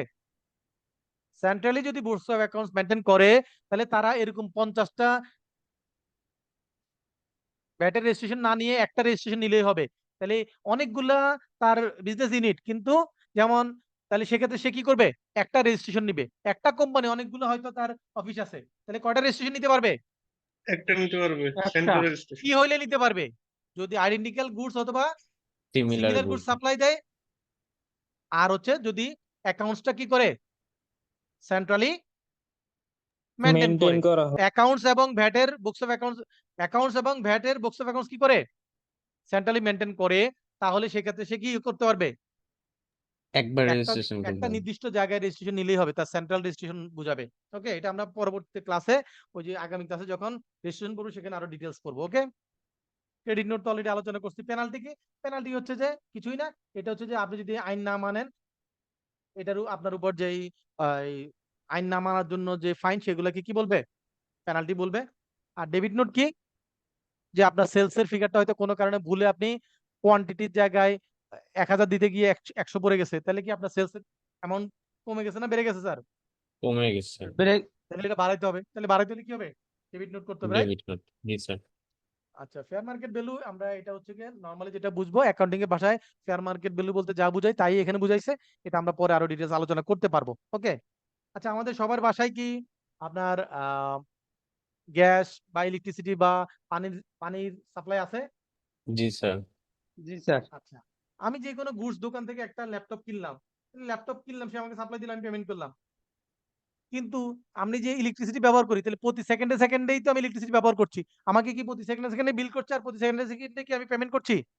না না স্যার তাহলে যেই সব সাপ্লাই গুলা একটা কন্টিনিউয়াস আমি সাপ্লাই গুলো পেতে থাকি, একটা নির্দিষ্ট পিরিয়ড পর আমি এটার পেমেন্ট করি বা ইনভয়েস করে, এই ধরনের গুলা দুইটা ক্যাটাগরিতে ভাগ করা যায়। একটা হচ্ছে প্রগ্রেসিভ আর একটা হচ্ছে কি পিরিয়ডিক পিরিয়ডিক। পিরিয়ডিক। যেমন গ্যাস, ইলেকট্রিসিটি এগুলো হচ্ছে প্রগ্রেসিভ, কন্টিনিউয়াস আমি সাপ্লাইটা পাই, রাইট? জি স্যার। আবার মনে করেন আপনার অফিসে যদি এমন হয় যে আপনার একটা ক্লিনিং প্রতিষ্ঠানকে আপনারা কাজ দিয়েছেন, প্রতি সপ্তাহে এসে আপনার পুরো অফিসটা একদম মেশিন দিয়ে ক্লিন করে যায়, প্রতি সপ্তাহে একবার করে, সপ্তাহে একবার করে, একবার। তাহলে এক একটা সপ্তাহ হচ্ছে এক একটা পিরিয়ড, রাইট? সপ্তাহ জি। পর পর আসতেছে, কিন্তু সে পেমেন্টটা বা ইনভয়েসটা কখন করছে? মাস শেষে। তাহলে সে মাস 4টা শেষে। পিরিয়ডে আপনাকে সাপ্লাই দিচ্ছে, কিন্তু পেমেন্টটা নিচ্ছে একটা সময় পরে গিয়ে। তাহলে এটা হচ্ছে গিয়ে কি পিরিয়ডিক্যাল সাপ্লাই। পিরিয়ডিক অথবা এমন যদি হয় আপনার অফিসে প্রতি মঙ্গলবার আপনার অফিসে কেউ স্টেশনে সাপ্লাই দিয়ে যায়, তাহলে কি এটা একটা পিরিয়ডিক্যাল সাপ্লাই, রাইট? জি। জি স্যার তো এই পিরিয়ডিক সাপ্লাই বা প্রগ্রেসিভ সাপ্লাই এটা আমরা যা ডেফিনিশনটা শিখলাম। আবার মনে করেন আপনি একটা সিঙ্গার থেকে ফ্রিজ কিনেছেন, তারা যদি আপনাকে ইনস্টলমেন্টে পেমেন্ট করে ইএমআই সিস্টেমে আপনাকে দিয়ে থাকে, তাহলে আপনি এটার পেমেন্টটা কখন দিচ্ছেন? প্রতি মাসে। প্রতি মাসে প্রত্যেকটা ইনস্টলমেন্টে দিচ্ছেন, রাইট? জি আর স্যার তাহলে আপনার ভ্যাটটা তাহলে কখন দিবেন? শুরুতেই পুরা 12টা ইনস্টলমেন্ট 1,20,000 টাকার উপর ভ্যাট দিয়ে দিবেন, নাকি প্রত্যেক মাসে যে 10,000 করে দিচ্ছেন সেটার উপর ভ্যাট দিবেন, কোনটা?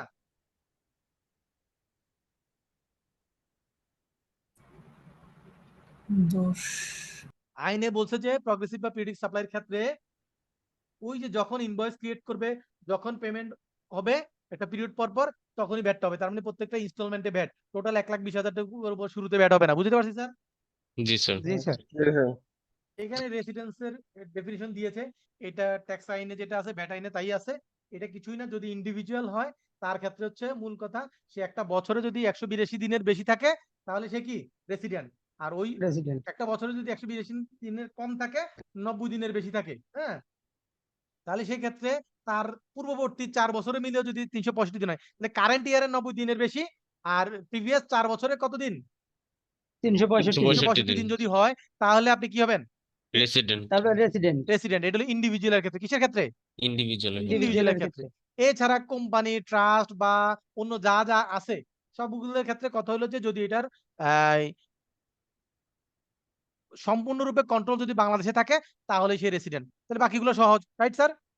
জি স্যার ওকে, আমরা লাস্ট পেজে চলে আসছি। এটা হচ্ছে আমাদের আজকে ক্লাসের লাস্ট ইয়া, আর মনে হয় দুইটা আছে, হ্যাঁ এটা এটাই। এখানে বলছে যে ভ্যালু, আপনি আইনে ভ্যাট আইনে যত জায়গায় ভ্যালু শব্দটা দেখবেন বা বাংলায় মূল্য দেখবেন, এই মূল্য মিন্স ভ্যালু অফ সাপ্লাই, আর value means value of supply. তাহলে এই শুধুমাত্র ভ্যালু শব্দ দেখলে আমরা কি বুঝবো? সকল প্রকার কর ব্যতীত মূল্য, ভ্যালু অফ সাপ্লাই। বুঝতে পারছি কিনা স্যার? সরবরাহ মূল্য, মূল্য মিন্স জি, স্যার। সরবরাহ মূল্য, value means value of supply. মনে থাকবে স্যার? জি স্যার ওকে, এরপরে বলছে যে determination of value of taxable import. এই যে আমরা যে আজকে অ্যাসেসেবল ভ্যালু করছিলাম, মনে আছে কিনা? সেখানে আমরা ট্যাক্সেবল ইম্পোর্ট স্টেজে যে ভ্যালু ক্যালকুলেশন করেছিলাম কিসের উপর, মনে আছে স্যার? অ্যাসেসেবল ভ্যালুর উপর, মনে আছে স্যার? জি স্যার অ্যাসেসেবল ভ্যালুর উপর হচ্ছে গিয়ে সিডিআরডি বের করেছি। এসডি বের করেছি কিভাবে? Assessable value plus CD RD, right? আর জি স্যার। ভ্যাট কিভাবে বের করেছি? ভ্যাট আর AT assessable value plus accessible CD plus RD plus RD SD, right? plus SD। জি স্যার। এটাই এখানে বলেছে। এখানে বলছে যে কাস্টমস আইনে যেভাবে ভ্যালু ক্যালকুলেশন করা হয়, সেই ভ্যালুটাকে কি ট্যাক্সেবল ইম্পোর্ট হিসেবে কি করা হয়? কনসিডার করা হয় কাস্টমস আইনে, ঠিক আছে? আর হচ্ছে taxable supply, value of taxable supply. Value of taxable supply মানে কি বলেন তো? ভ্যালু অফ সাপ্লাই কি? আমরা কিসের উপর ট্যাক্স ক্যালকুলেশন করি? ভ্যাট ক্যালকুলেশন করি কিসের উপর? Value of value supply. Of supply. Value of সাপ্লাইয়ের উপর আর এটা যদি ঘুরে বলি, সেটা হচ্ছে কনসিডারেশন থেকে আমি যদি ভ্যাট এসডি বাদ দেই, তাহলে যেটা পাবো সেটাই হচ্ছে Value of আমার supply. ট্যাক্সেবল সাপ্লাই Value বা of value of supply। Supply. ঘুরাই বলি আর ফিরাই বলি একই কথা, মনে থাকবে স্যার? জি স্যার তবে Yes, sir. যদি কোনো জায়গায় এমন হয় যে আপনার ভ্যালু অফ সাপ্লাই যেটা বের করছেন আপনি কনসিডারেশন থেকে বিয়োগ দিয়ে, সেটা যদি ফেয়ার মার্কেট ভ্যালু চেয়ে কম হয়, তাহলে সেক্ষেত্রে ভ্যালু সাপ্লাই কোনটা হবে? Fair market value. Market value. কারণ আপনি যেটা যদি এমন কম হয় যে হচ্ছে। যেটা বড় সেটা হবে আপনার কি, এখন মনে করেন আপনি একটা প্রোডাক্ট ভ্যালু অফ সাপ্লাই আপনি বলছেন 1000 টাকা, কিন্তু এটা ফেয়ার মার্কেট ভ্যালু হচ্ছে 1200 টাকা, তাহলে এই ক্ষেত্রে ট্যাক্সেবল সাপ্লাই কোনটা হবে? 1200 1200 টাকা। 1200 টাকা। আজকের মতো আলোচনা আজকে এখানে শেষ। এই ক্লাস বুঝতে কি কারো কোনো অসুবিধা আছে? না স্যার। ওকে, তো আমরা এখানে আজকে ক্লাসটা ক্লোজ করছি। ম্যাটেরিয়ালস গুলা ইমেইলে পাঠাই দিব, বাসায় একটু পড়াশোনা জাস্ট একটু রিভিশন দিলে দেখবেন যে পরীক্ষায় আর টেনশন করা লাগবে না। না। জি, সবাই ভালো থাকবেন। আসসালামু আলাইকুম।